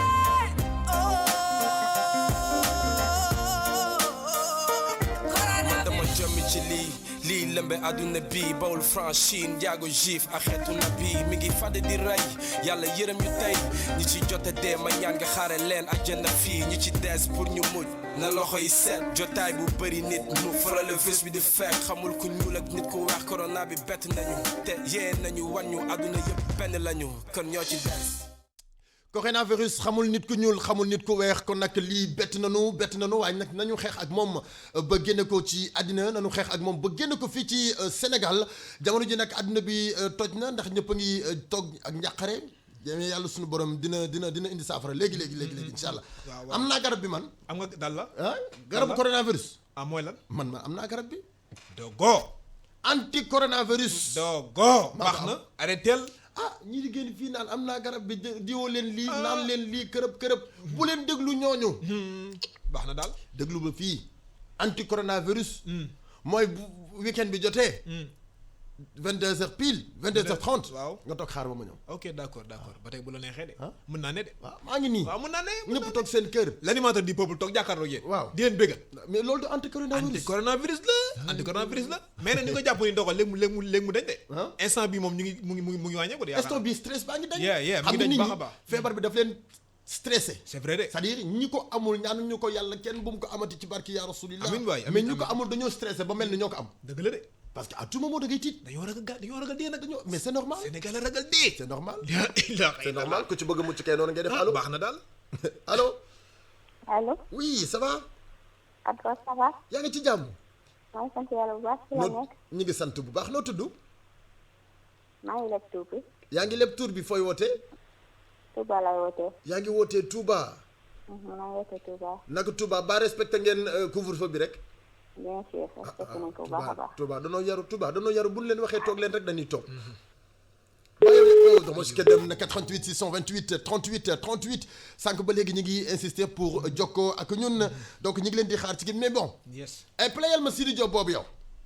playal ñu Sidi Diop bi ñu neexal fii bégal sunu auditeurs yi ak sunu téléspectateurs yi merci beaucoup Seydou Diatta ñu ngi nuy déglu message yi bari na mais nag ñi nga xam ne ñëpp ñu ngi ñuy may play ko noonu ci suuf voilà. ok Seydou ñu ngi lay béggee bu baax waaye merci beaucoup Babacar ITV le grand monteur ñu ngi lay béggee bu baax a baax maman Njere bi merci bien ci anando bi ak ñun merci beaucoup ki nga xam ne moom moo di Salif depuis Turquie mi ngi ñuy déglu di ñu seetaan merci bien Vieux Baxewan merci bien El Hadj merci beaucoup bébé Adja Dieng bébé Astou Dieng mi ngi nuy déglu di ñu seetaan Fatou suma doom la Fatou Sarr merci bien sama doom jooju nga xamante ni Makhtar Gueye ma aussi sama rakk la playam na loolu yow na ñëw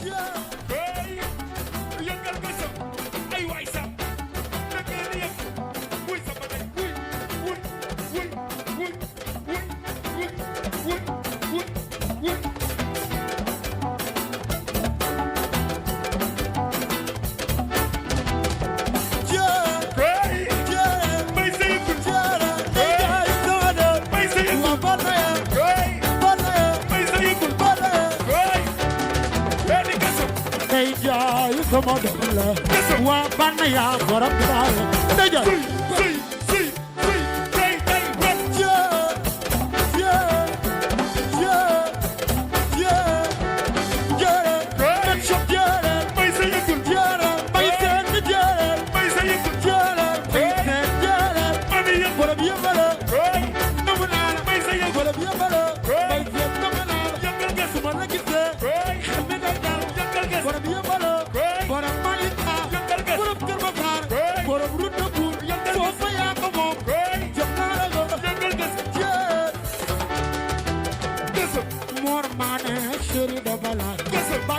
Falu laay waay moor maa nen bëggul ku dul daka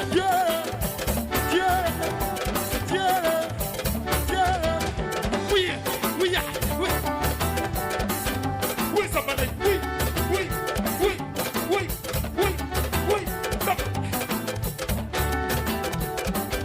Belgium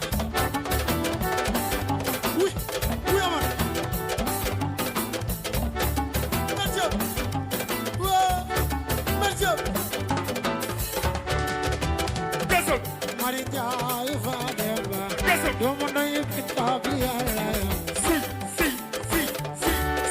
Belgium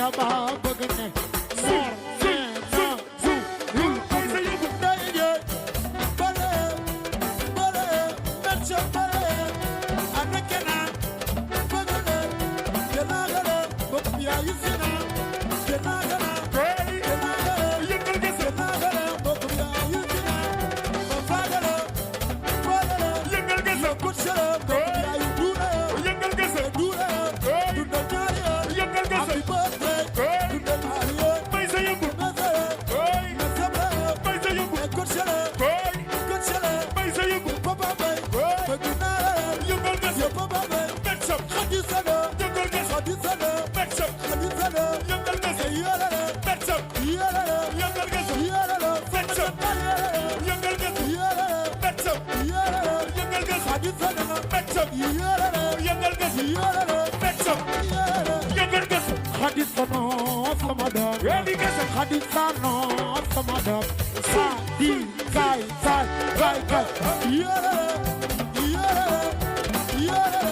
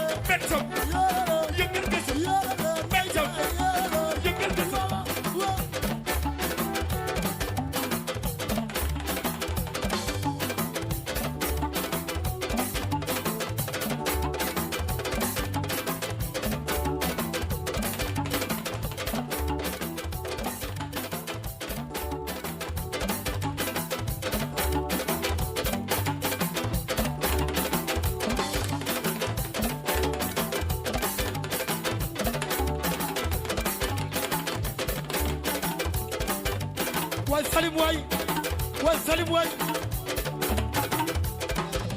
waay yaay Salim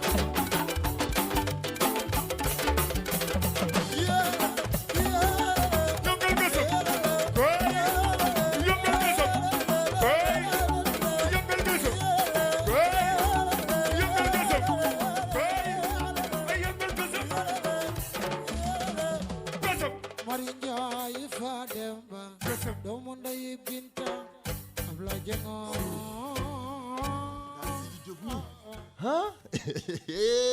waaw baax na daal auditeurs yi ak téléspectateurs yi ñu ngi kontaan waxtu bi lee ndax ñu ngi leen di gunge ci bànneex di dindi seen stress bi nga xamee ñu ngi ko toggee ci suba ak léegi kenn ko ci ne njàqare du mën sax ci suba ak léegi boobu ak léegi yàgg na waaye teewul Padros mi ngi leen di bégal 88 628 38 38 teewul dinañ ci jël auditeurs yi ñu jëlati leen ak téléspectateurs yi salaamaaleykum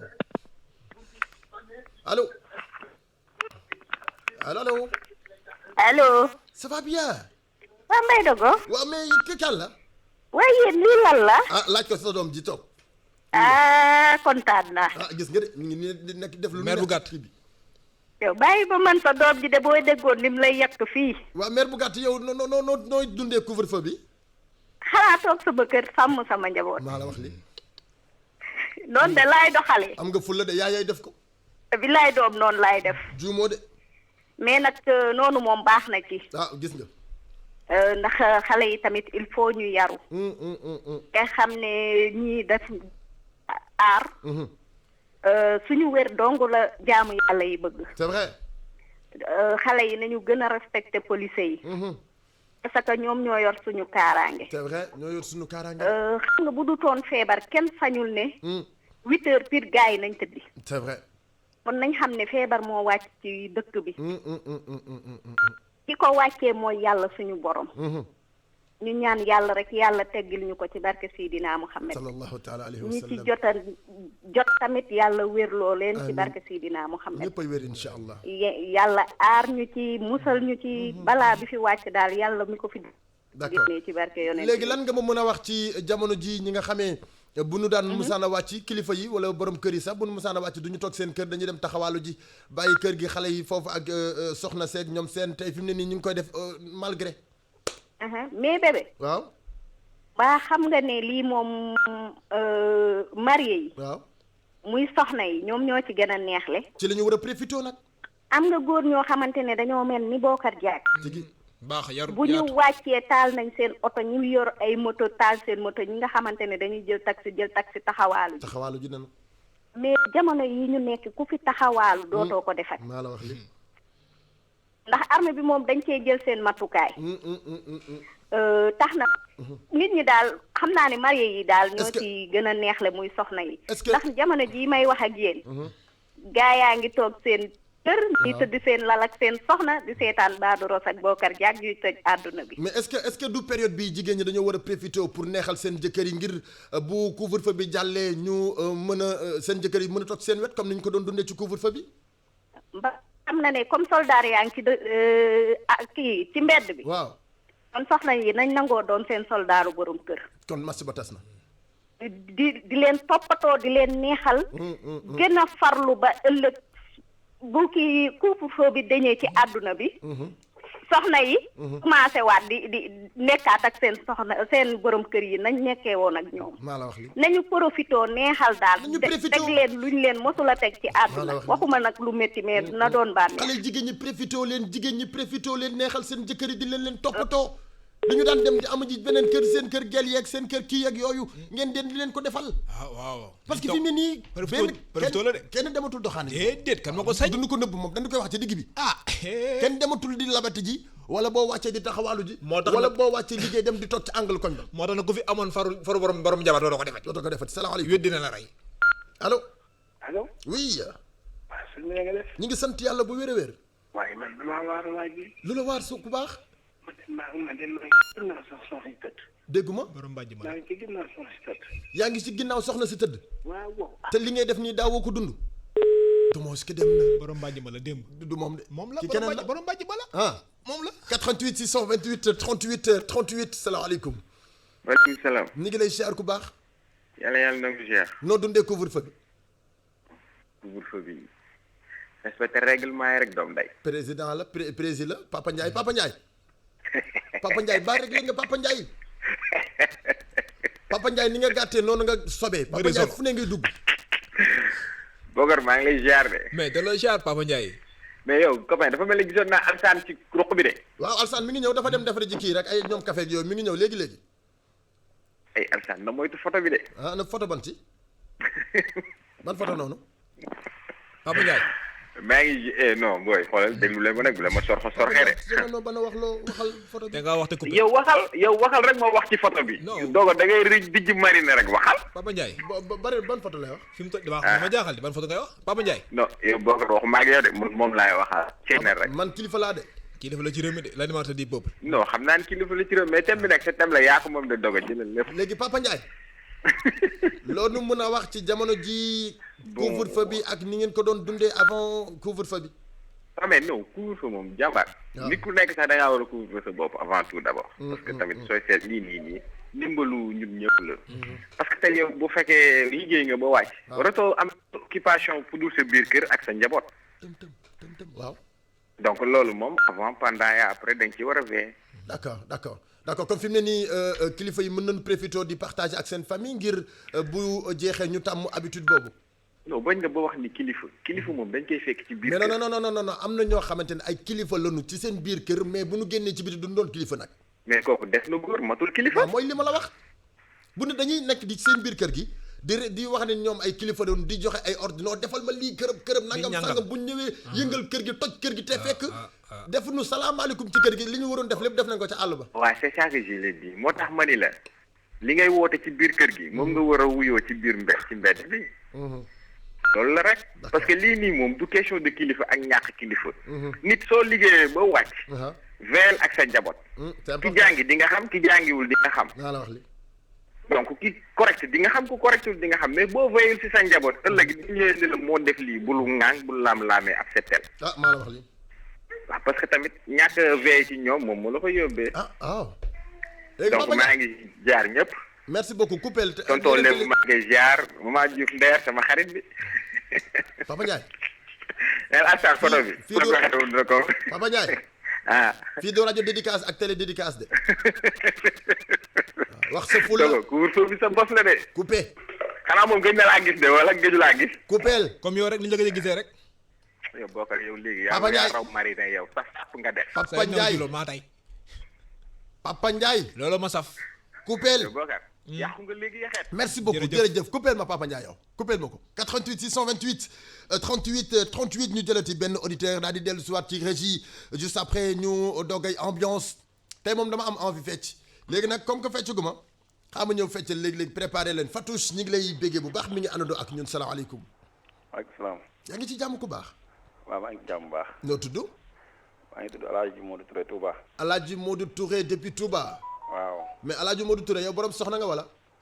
waaw. mais El Hadj Modou Touré avant couvre-feu bi nii noo doon dundee ak sa soxna yow. non man moom ci couvre-feu laa mas a nekk. ci couvre-feu nga mas a ne. waaw. kon yow heure boo mësaan a wàcc rek donc ni nga koy dundoo nii noonu nga ko daan dundee. waaw. El Hadj Modou est-ce que li ngay wax xam nga ko.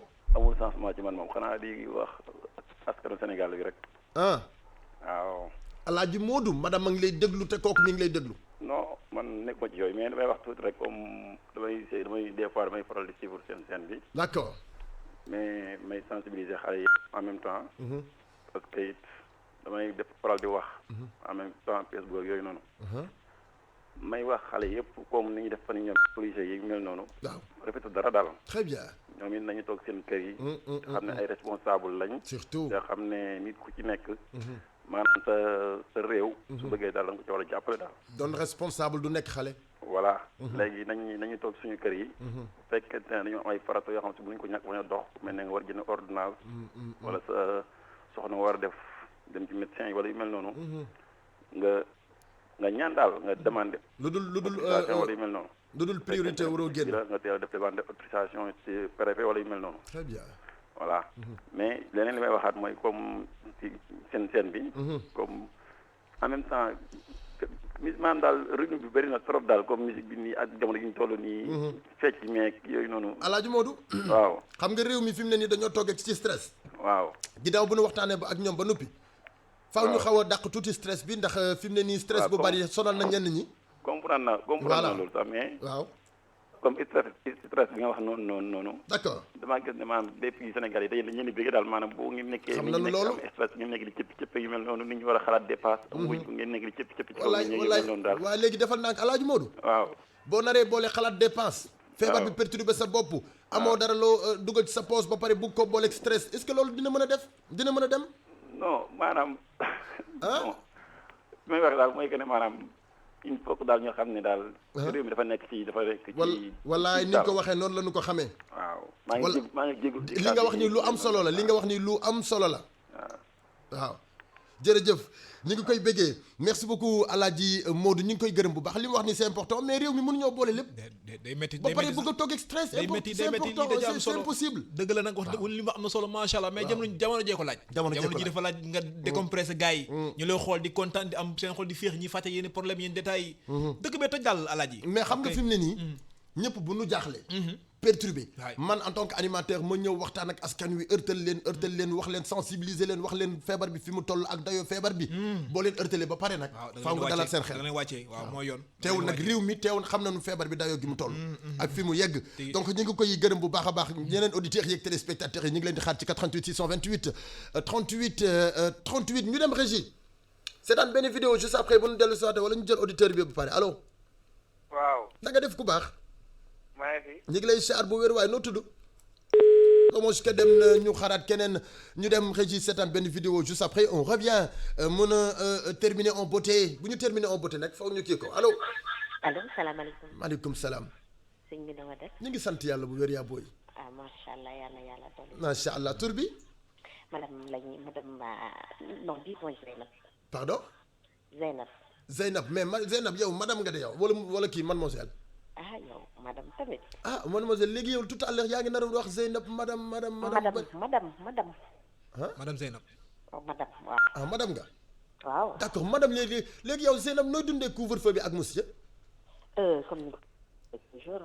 d'accord. comme monsieur daawul absenté budul couvre-feu bi. déedéet. madame nii.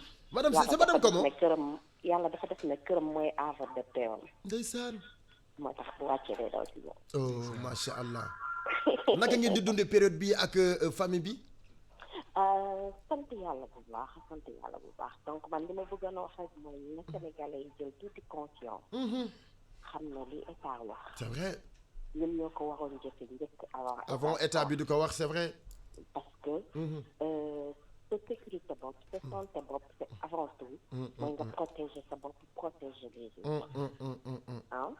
boo protéger sa bopp. d'accord di nga protéger si ñëpp. c'est vrai. te instant bi toll nañ fi nga xamante ni dañ daan naan égoïsme baaxul. mais fi ñu toll nii égoïsme bi mooy intérêt général. donc nañu ci jéem a góorgóorlu. toog suñu kër yi. ñuy liggéey dem liggéey. bu ñu wàccee ñëw toog si kër yi. c'est vrai. du dëgg. jigéen ñi gën a góorgóorlu. may seen jëkkër yi tuuti jàmm. ndax au moins ñu mën a toog ci biir kër yi. d'accord est-ce que du période bi du am leen loo xamante ni jigéen ñi war nañu ko liggéey ci seen borom kër yi ngir bu couvre-feu bi jàllee ñenn ñi nga xam ne daaw na gis seen borom kër yi bu guddi gi jotee ñu mën di leen gis. même bu dul couvre-feu sax moom jigéen. da nga war a di toppatoo sa borom kër. c'est important. parce que loolu la ñuy indee pour ñu toog ci suñu kër yi. donc góor boo xamante ni day xëy di daw dépense. ba ngoon nga bëgg ko rey ak wax. da nga koy sonal. da nga koy énervé. amaana am na góor yoo xamante ni gënalu leen. dëgg la. mais dañ koy def échappatoire. yaa ngi xam. d'accord. donc loolu la ñu war a éviter. d'accord que góor yi di am ay échappatoire. comme quoi seen jabar yi may ñu leen jàmm. d'accord ñu leen may jàmm. parce que du neex. mais bari na ay góor yoo xamee instant bi ñu ngi ci couvre-feu bi mais amul jàmm ci seen kër ndax toogaay ba neexu leen fa ndax tàmmuñu ko. waaw loolu tamit ci góor la rek. am na ñoo xamante ne yàlla moo leen ko bindee. mais bu la yàlla la taw ku mel noonu. dañuy jéem nan la ñu koy waxee concentré ay intérêt ci biir kër gi. surtout. xam nga nit kuy génn ku nekk li muy wuti ci biir kër dafa fekk daa amu ko ci. da ko amul ci biir kër gi c'est vrai. voilà donc yow essayé nga xam lan mooy intérêt. lan lay wuti ci biti. j'essaie de le lui apporter malgré que nag y a des hommes yi nga xamante ne ils sont inchangeables et inchangés. mënuñu ci mënuñu soppiku waaye. waaw ñooñu moom julli ñaan rek la ñu mën ci ñoom. wallaahi waaw kay. donc nag loolu mooy message bi nga xam ne yaa ngi koy jëmale ci jigéen ñi. merci kontaan nañu dégg nga.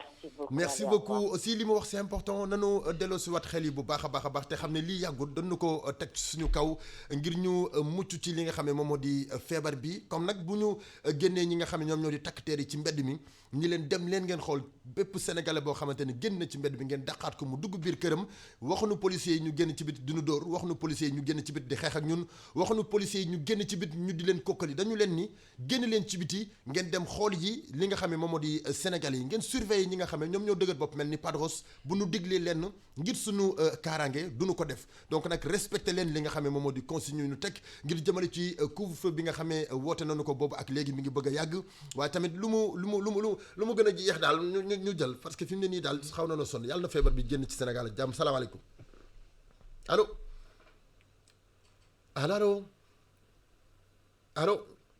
23h34 moom mooy jot 88 628 38 régie la ñu jëm seetaan benn vidéo juste après bu nu dellu si waatee ñu yeggale laay su fekkee baax na ñu ànd ak yow juste après léegi ñu mën a rëkkatal. Chez vous de grâce restez chez vous de grâce restez chez vous pour ñu mën a mucc. pour sauver ta vie personnelle avant de sauver notre vie. de grâce encore une fois restez chez vous toog leen seen biir kër yi li ngeen di wuti ci mbedd bi am na ci biir kër gi boo génnee ci mbedd bi taxawaalu nga fay def boo génnee ci mbedd bi kër jàmbur ngay jëm te la ngay uti ci kër jàmbur mi ngi sa kër dëgg la de toog leen seen kër suñu waykat yi sensibiliser nañu ba sonn suñu waykat yi ñi ngi sensibiliser journalistes yi ñi ngi communiquer animateurs yi wax noonu wax ba sonn donc toog leen seen kër yi ndax ñu mën a mucc ci feebar bi toog leen seen kër yi ndax li nga xam ne moom la ñuy désinfecté ci réew mi ñu mën ko désinfecté très rapidement bu ko defee ñu mën a mucc daal 88 628 38 auditeurs téléspectateurs internautes mën ngeen a participer ci numéro boobu salaamaaleykum allo allo na nga def kooku dem na ñu jëlaat keneen ñu ngi naan ma même Wally Seck Bakary Anta Ndiémé Bakary Anta Ndiémé Bakary Anta Ndiémé Bakary Anta Ndiémé Wally Seck Paris bi su fekkee baax na balaa ñu jëlaat beneen téléspectateur ñu jël ko Bakary Anta Ndiémé Wally Seck foofu la ci Paris Dôme de Paris bi mu fa demee en 2019 xale bi def na ko Dôme léegi Pierre Dieng après da ngeen ma koy may ulli noppal nga ma ulli tas sama bibi way naa ko bibi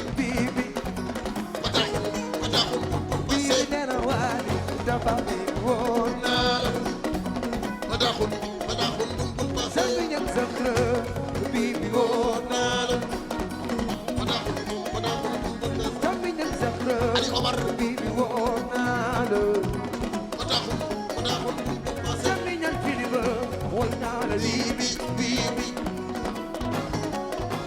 Mariam madam jaay ay Mariam waaw mooy yaay Eza couvre-feu leen ci seen biir kër couvre-feu leen ci seen biir kër ambiance leen ci seen biir kër bu leen génn ci mbedd mi couvre-feu leen ci seen biir kër confiné wu leen ngeen couvre-feu ci seen biir kër ba mu neex Badaxun bun passé lu ko def loolu wari tani maraba sayna khat maraba sofi Mariam lam sayay déggal sofi ko wona sama sofi wona kuriyam nak la no ko nay baatu jago no pan mo no pan no waye madam Diouf Seydi Alassane no pan mo no pan no déggal madam Diop no pan no sama yaay masu Seydi Seydou kuma sama ya tax ku mënul dara sama ya tax ku mën sama ya tax ku mënul dara sama ya tax sama ya tax ku mënul dara sama ya tax kuma sama ya tax ku mënul dara sama ya tax 88 628 38 38 88 628 88 628 38 38 mën nañu ci jël auditeurs yi ak téléspectateurs yi ak internautes yi nga xam ne ñu ngi ñuy seetaan via Facebook ak internet ñu jëlati leen juste après ñu dellu si waat àndandoo ak Wally Ballago Seck ak Ramdan salaamaaleykum. maaleykum salaam mon frère moo ngi lay ziar. maa ngi lay delloo ziar ku baax. El Maestro sa xarit. El Maestro bu Youssou Ndour. waaw jeex na moom la ñu ngi demee. El Maestro ñu ngi sant yàlla bu wér waay. maa ngi doon toog di seetaan di déglu mais dafa am ku ma duggaloo ci téléphone bi. d'accord. mooy waa ji dugg léegi am lu muy wax naan xaw ma ay feeru dépense ak yooyu. d'accord. yéen li ngeen di def réew mi bëgg na ko. nit ñaa ngi bëgg ci kër yi. ndeysaan. ñu ngi fecc sànq rek bi nga tuddee ci rajo bi li nga jot ay message xaw ma nu mu toll. ndeysaan ndeysaan kon li ma lay wax rek encouragé leen doxal leen. très bien. réew mi nañu bàyyi bu nit ñi fo di réew ñii di sawote. loolu baaxul. waay. yow xañoo dafa wax xam naa point de vue am rek. waaw d'accord naa mais xam nga li ma bëgg a xam rek mooy fi nit ñi fooyee di ree am na yenn wax yoo xam ne amu fa place. c'est vrai. c'est juste pour encourager la na la doxalal. bu ma téye naa bu yàgg Youssou Ndour na fi jaar. benn Bercy xam naa Boubacar Diallo ñu ci déggee. Youssou Ndour Bercy ah. ay ca doom day doxalal programme nga foofu Youssou Ndour li ngay def sax na réew mi. d'accord ban Youssou Ndour nga bëggoon. bu la neexee ñu dem ci Serigne Mbacké Soxna Lo wala Badiane wala daal yaay. Serigne Mbacké Soxna Lo mën naa ne laay mën ngeen ma lijjantil foofu Serigne Mbacké Soxna Lo bu Youssou Ndour laataa ñuy jeexal. ak ñu bëggee grand daal ne ko na bëggee rek moo xew. jeex na incha allah amul benn problème merci beaucoup El Maestro ñu ngi koy béggee bu baax a baax a baax a baax. jaajëf waaye ñu ngi lay béggee merci beaucoup Babacar Dieng Bintou Diouf ñu ngi lay béggee bu baax a baax a baax ci àndandoo bi ak ñun 88 628 38 38 Bercy moom aussi mi ngi àndandoo ak ñun Soxna Khady depuis Italie mi ngi nuy déglu waaye aussi tamit Ramatoulaye ca France merci bien salaamaaleykum. maaleykum salaam. ça va bien. ça va. yow xanaa da nga doon nelaw. nelaw ma sax de damaa tëdd rek. da ngaa tëdd xanaa sa yaram bi daa commencé nege.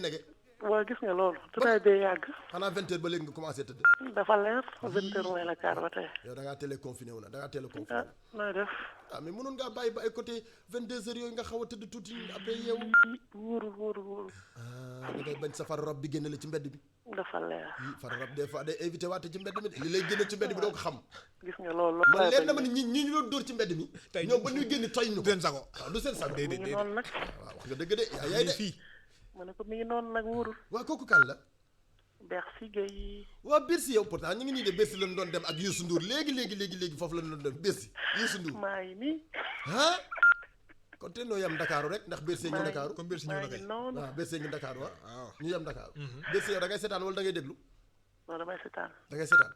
yaa ngi def si chemise bu baax nii. waaw man la waaw Samba Ken Bonavita moo ma ko jox. waaw dafa leer. Samba Ken Bonavita moo ma ko jox sañsel ma ko sama grand bi. nii daal laay def woyofal ko rek ñëw toog fi. waaw mais bëgg naa la lu bari. kontaan nañu ana soxna Khady. waaw maa ngi koy dégg sànq rek. ñoo ngi koy tudd léegi. ani kii Rama Sène.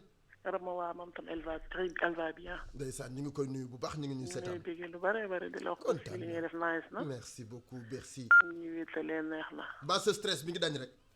waaw. respecté nga consigne yi mais bul ànd ak stress. non pas de stress. mën na laa dofloo. non duñu ànd ak stress. ok kontaan naa dégg nga. waaw ñoo ko bokk. merci beaucoup jërëjëf merci. léegi yokkal ma lool.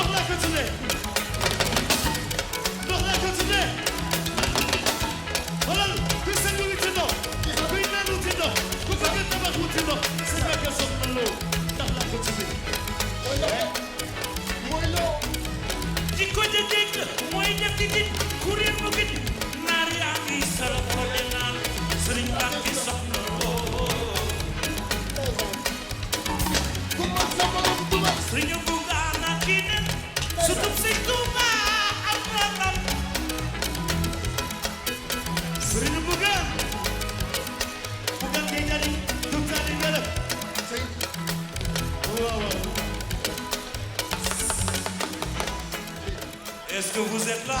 Merci. Sénégal, est-ce que vous êtes là?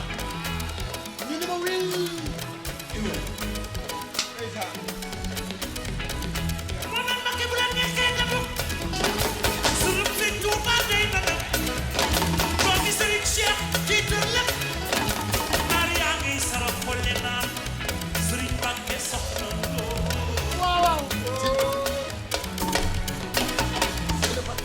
Hey, c'est là que son nom là.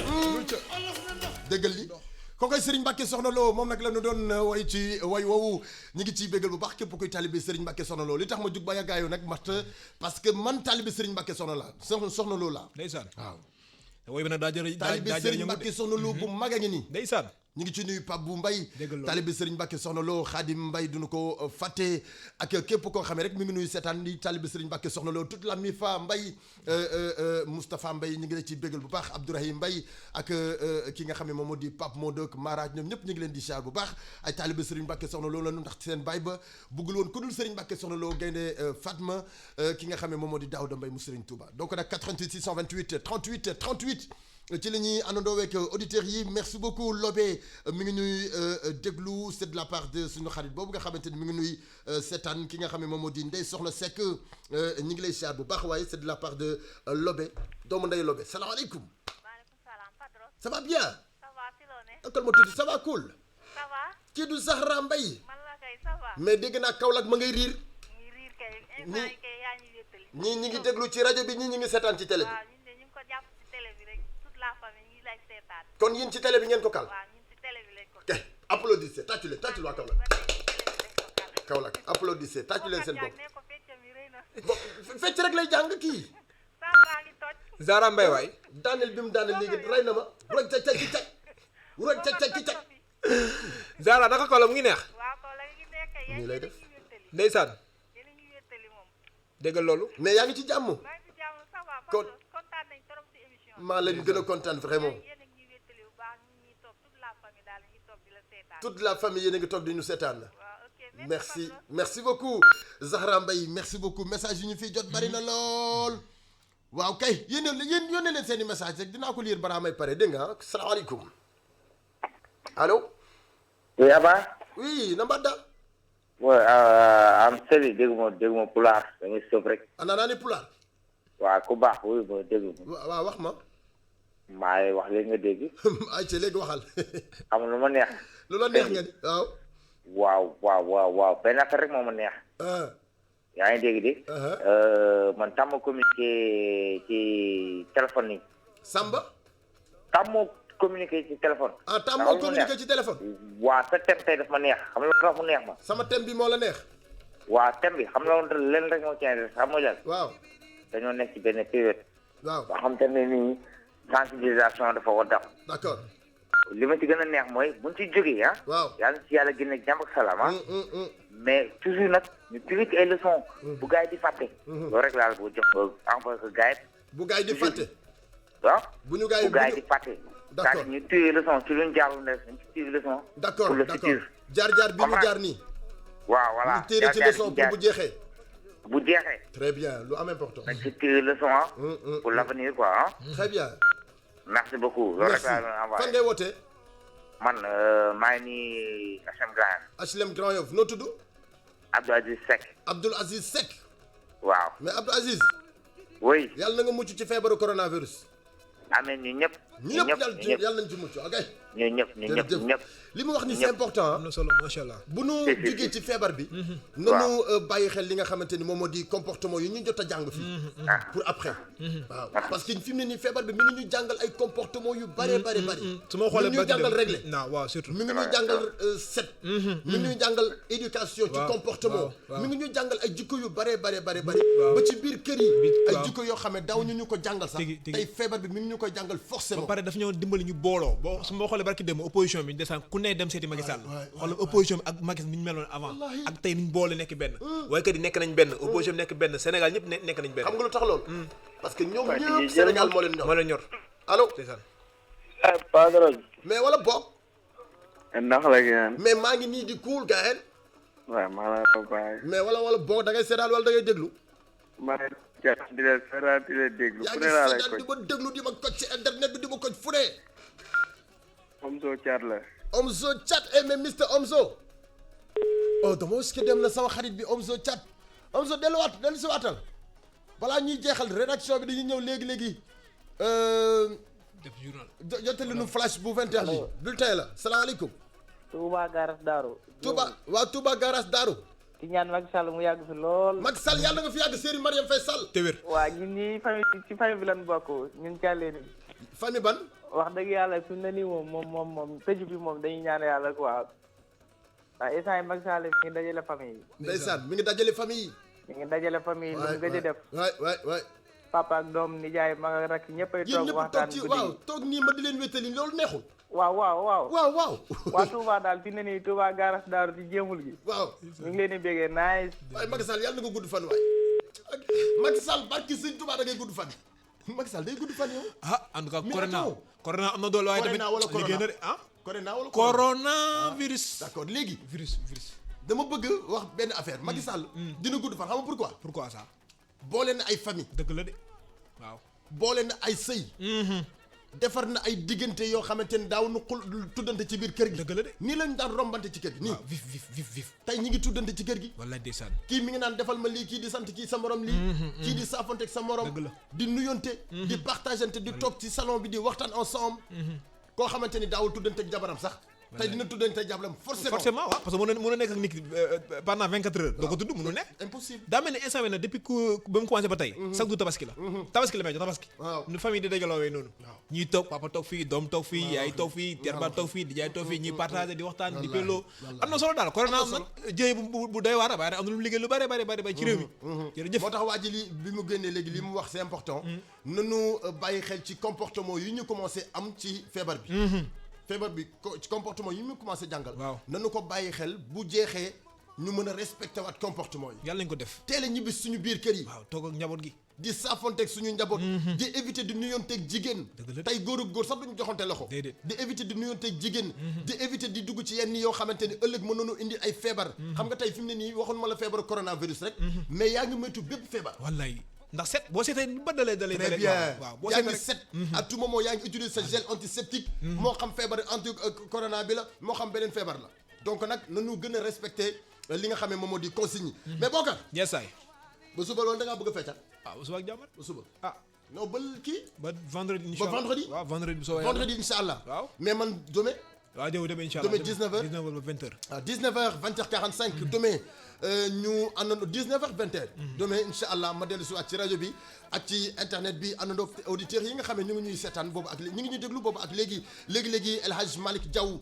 dina dikk jottali leen li nga xam ne moom moo di bulletin bu minuit bi ngeen xam li nga xamante ne moom moo am ci actualité biir réew ak ca bitim réew mais quant à ñun vendredi incha allah la ñu dellu si waat ñaan nañu balaa vendredi couvre-feu yàlla na jeex ñaan nañu balaa vendredi li nga xam ne moom moo di feebar bi di feebar coronavirus jeex ci àddina jeex ci Sénégal donc nag ñaan nañu yàlla toogaay bii ñuy toog di leen gunge ci couvre-feu di ko wéy di àndandoo ak yéen yàlla na jeex très rapidement kenn ku ci nekk delluwaat ci say activité di wax ñëpp nag nanu delloo si waat xel yi nanu delloo si waat xel yi nanu delloo si waat xel yi dëgg la feebar bi day lore mais bu mu loolu bul stressé ba dof loolu koo xamante ni barki démboo Njaay da ngay wax moom benn ñaar rek mu jooy wallaay ndeysaan daa tiit jaaxle benn ñaar nga koy wax mu jooy dëgg la de jërë ngeen jëf merci beaucoup Laye ci côté réalisation Mr Assane ci côté coordination Assane ñoo ki nga xam ne moom moo di Pierre Dieng moom moo nekkoon ci technique bi léegi xibaar yi ak ki nga xam ne moom moo di Pape Malick Diaw jërë ngeen jëf à demain bonne nuit d'ici là.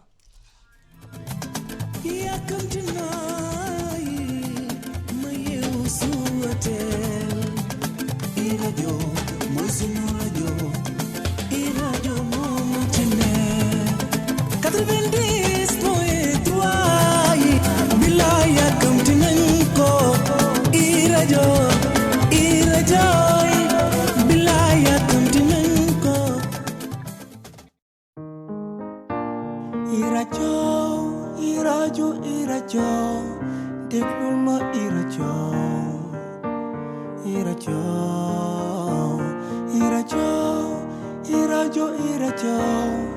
jàppal ma iradio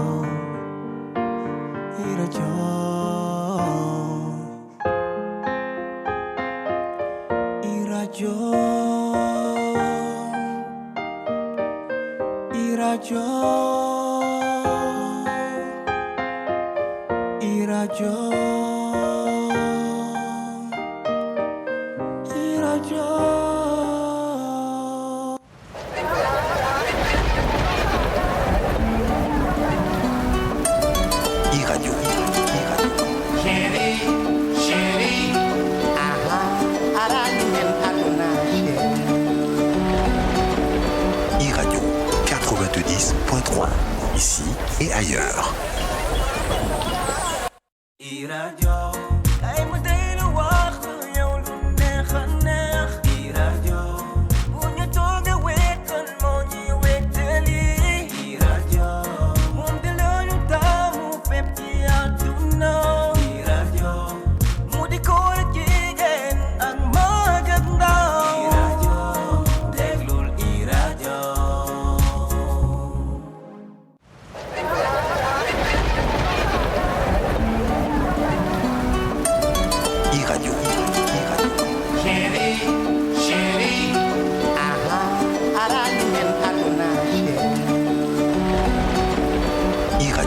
90.3, ici et ailleurs.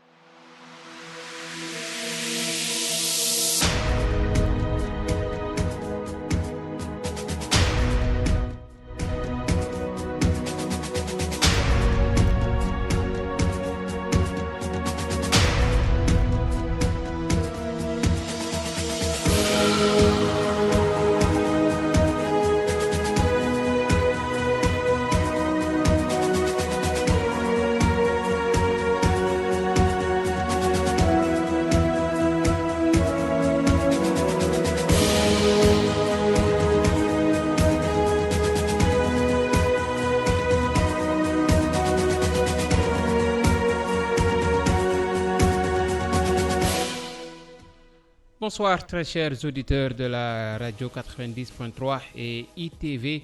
Il est minuit et c'est l'heure de votre bulletin d'information.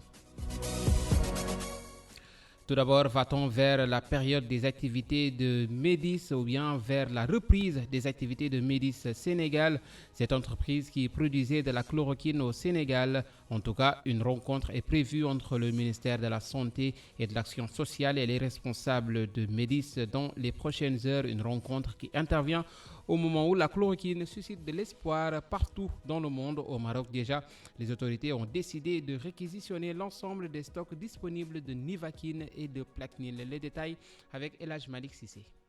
En avril 2017, la firme pharmaceutique tunisienne Médis avait racheté le laboratoire Sanofi.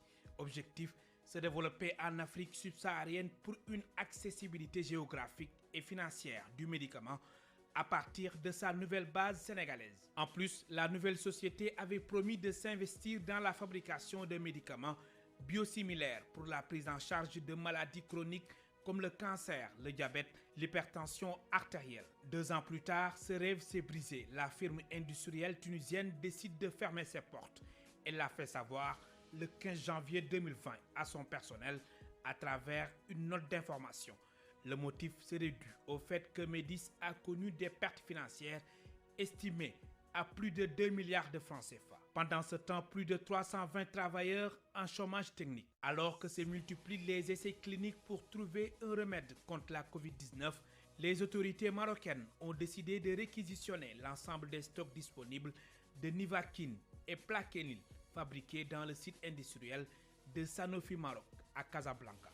Face à la propagation du Covid-19 qui a déjà affecté plus de 200 personnes au Burkina Faso, les autorités ont décidé de recourir à la chloroquine pour le traitement des patients. 2 essais cliniques seront menés concomitamment par des chercheurs burkinabés et béninois. Ce qui est clair, depuis quelques jours, la chloroquine est jugée prometteur dans le traitement du Covid-19. En attendant, les yeux sont rivés sur la rencontre entre le ministère de la Santé et les autorités de Médis. Vendredi dernier, sur E-Radio et ITV, le ministre de la Santé et de l'Action sociale déclarait à la question de savoir si l'usine sera remise en marche dans les plus brefs délais. Abdoulaye Diouf Sarr répond: si le comité scientifique nous demande de reprendre la production, on va y aller très vite. À l'instant, El Hadj Malick Cissé, l'ordre des médecins du Sénégal porte plainte et se constitue partie civile dans l'affaire Amadou Samba. Ce dernier se faisait passer pour un médecin et aurait même effectué plusieurs tests concernant le coronavirus. Après son arrestation, l'ordre des médecins qui veille à la bonne pratique de ce métier compte se constituer partie civile pour que justice soit faite. Le docteur Boli Diop est le président de l'ordre national des médecins du Sénégal. Il est ici au téléphone avec Cheikh Diop. L'ordre des médecins est là pour garantir l'exercice légal de la médecine. Et conformément à la loi 66069 du 4 juillet 1969, pour exercer la médecine au Sénégal, il faudra respecter 3 conditions. D'abord, c'est la condition de technicité, c'est avoir le diplôme de doctorat d'État en médecine. La deuxième condition, c'est la condition de nationalité, être sénégalais ou ressortissant d'un pays et signer des conventions avec le Sénégal. Et troisièmement, être inscrit au tableau A ou B de l'Ordre national des médecins du Sénégal. Donc, toute personne qui prétend exercer la médecine sans remplir ces conditions est dans l'exercice illégal de la médecine. Et nous, l'Ordre des médecins, notre rôle est de faire en sorte que toute personne, en tout cas, ne remplissant pas ces conditions, s'il est pris en tout cas en flagrant délit, l'ordre doit se constituer partie civile et porter plainte contre cette dernière. Et actuellement, vous avez déjà porté plainte? C'est normal, comme tout ordre qui se respecte. Devant ces situations, la première des choses, c'est que l'ordre des médecins, comme je dis, garde légal de la médecine, porte plainte contre toute personne qui tente de faire de l'exercice illégal de la médecine. À présent, parlons d'un sujet qui inquiète la population sénégalaise, la présence massive des cas importés parmi les personnes testées positives du cas du coronavirus. Malgré la fermeture des frontières, le docteur Ousmane Gueye apporte des précisions. Rien d'anormal selon le directeur du service national de l'éducation et de l'information pour la santé. Il rappelle que la période d'incubation de la maladie est de 14 jours et ce qui justifie cette situation, il n'y a pas lieu de s'inquiéter selon le docteur Ousmane Gueye, interrogé ici par Migui Maram Ndiaye.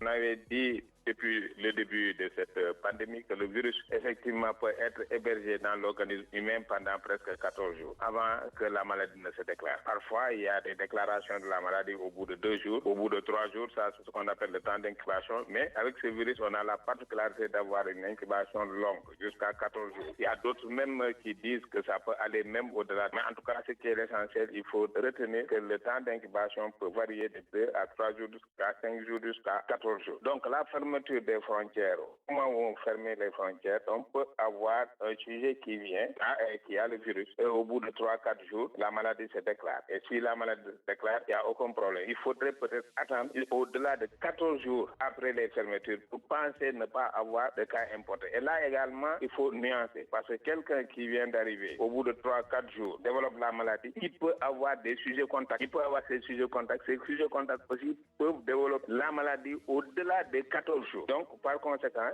d'ici 14 jours, même au-delà de 14 jours, à 1 mois, il ne faut pas que les gens s'inquiètent s'il y a des cas importés. Ça ne veut pas dire qu'aujourd'hui, nous avons fermé la frontière, il n'y aura plus de cas importés. Le jour de la fermeture des frontières, il peut arriver à que des gens, le même jour, soient entrés dans le territoire sénégalais et porteurs de ce virus. Là, en ce moment, la maladie peut se déclarer 14 jours après la fermeture. Donc, je pense qu'il n'y a pas lieu de s'inquiéter par rapport à des cas importés.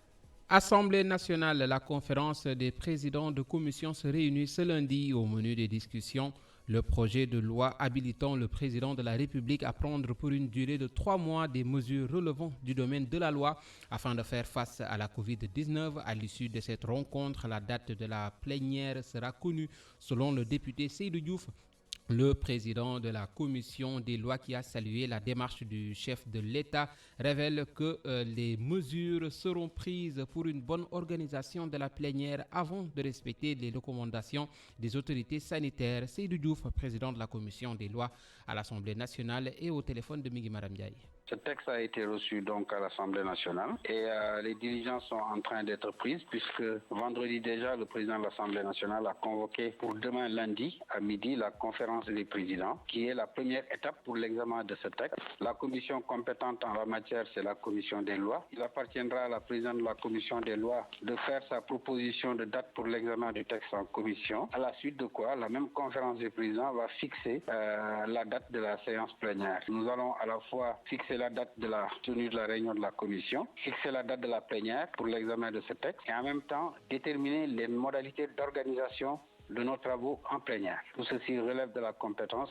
de cette conférence des présidents qui se tient demain à 12h. Le gouvernement n'a pas le temps d'attendre, de travailler sur des projets de loi, de les envoyer, que ces projets de loi suivent le circuit normal d'un projet de loi, arrivent sur le bureau de l'Assemblée nationale, que l'Assemblée nationale prenne le temps de les examiner, de les adopter, qu'on prenne encore le temps de la promulgation.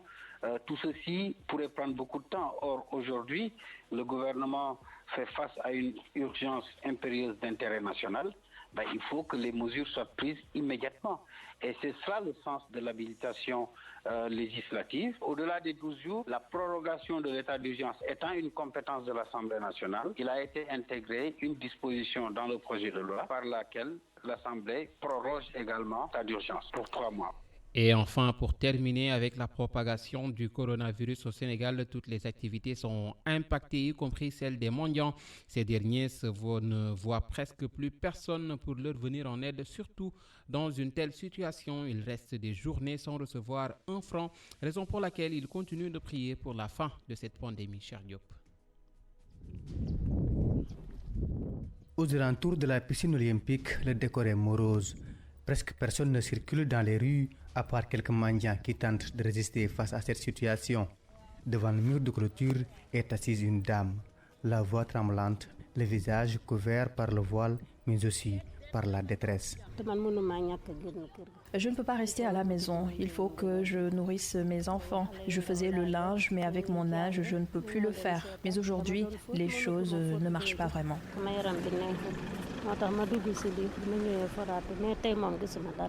La situation s'amplifie dans un pays où les gens s'évitent à cause du virus. Pire encore pour cette dame qui ne compte que sur la mendicité pour vivre. On évite le contact et la proximité à cause de la maladie. C'est pourquoi on a arrêté la mendicité. Nous n'avons rien et c'est très difficile.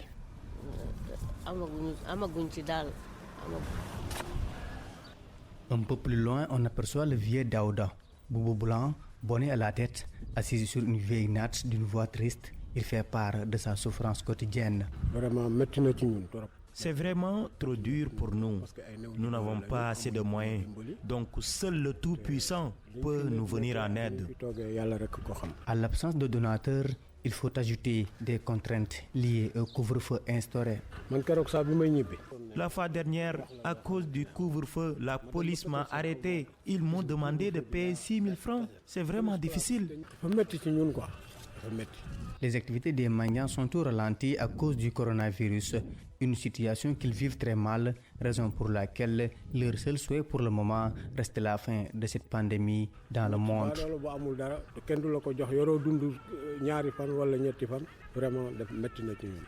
Cher Diop, merci. Et c'est sur cette note que prend fin, bien évidemment, ce bulletin d'information. Merci aux auditeurs de la 90.3, mais aussi aux téléspectateurs de ITV de l'avoir suivi. Restez en compagnie de nos programmes et surtout, restez chez vous. Ainsi, vous sauverez des vies et vous sauverez surtout la vôtre. Excellente fin de soirée.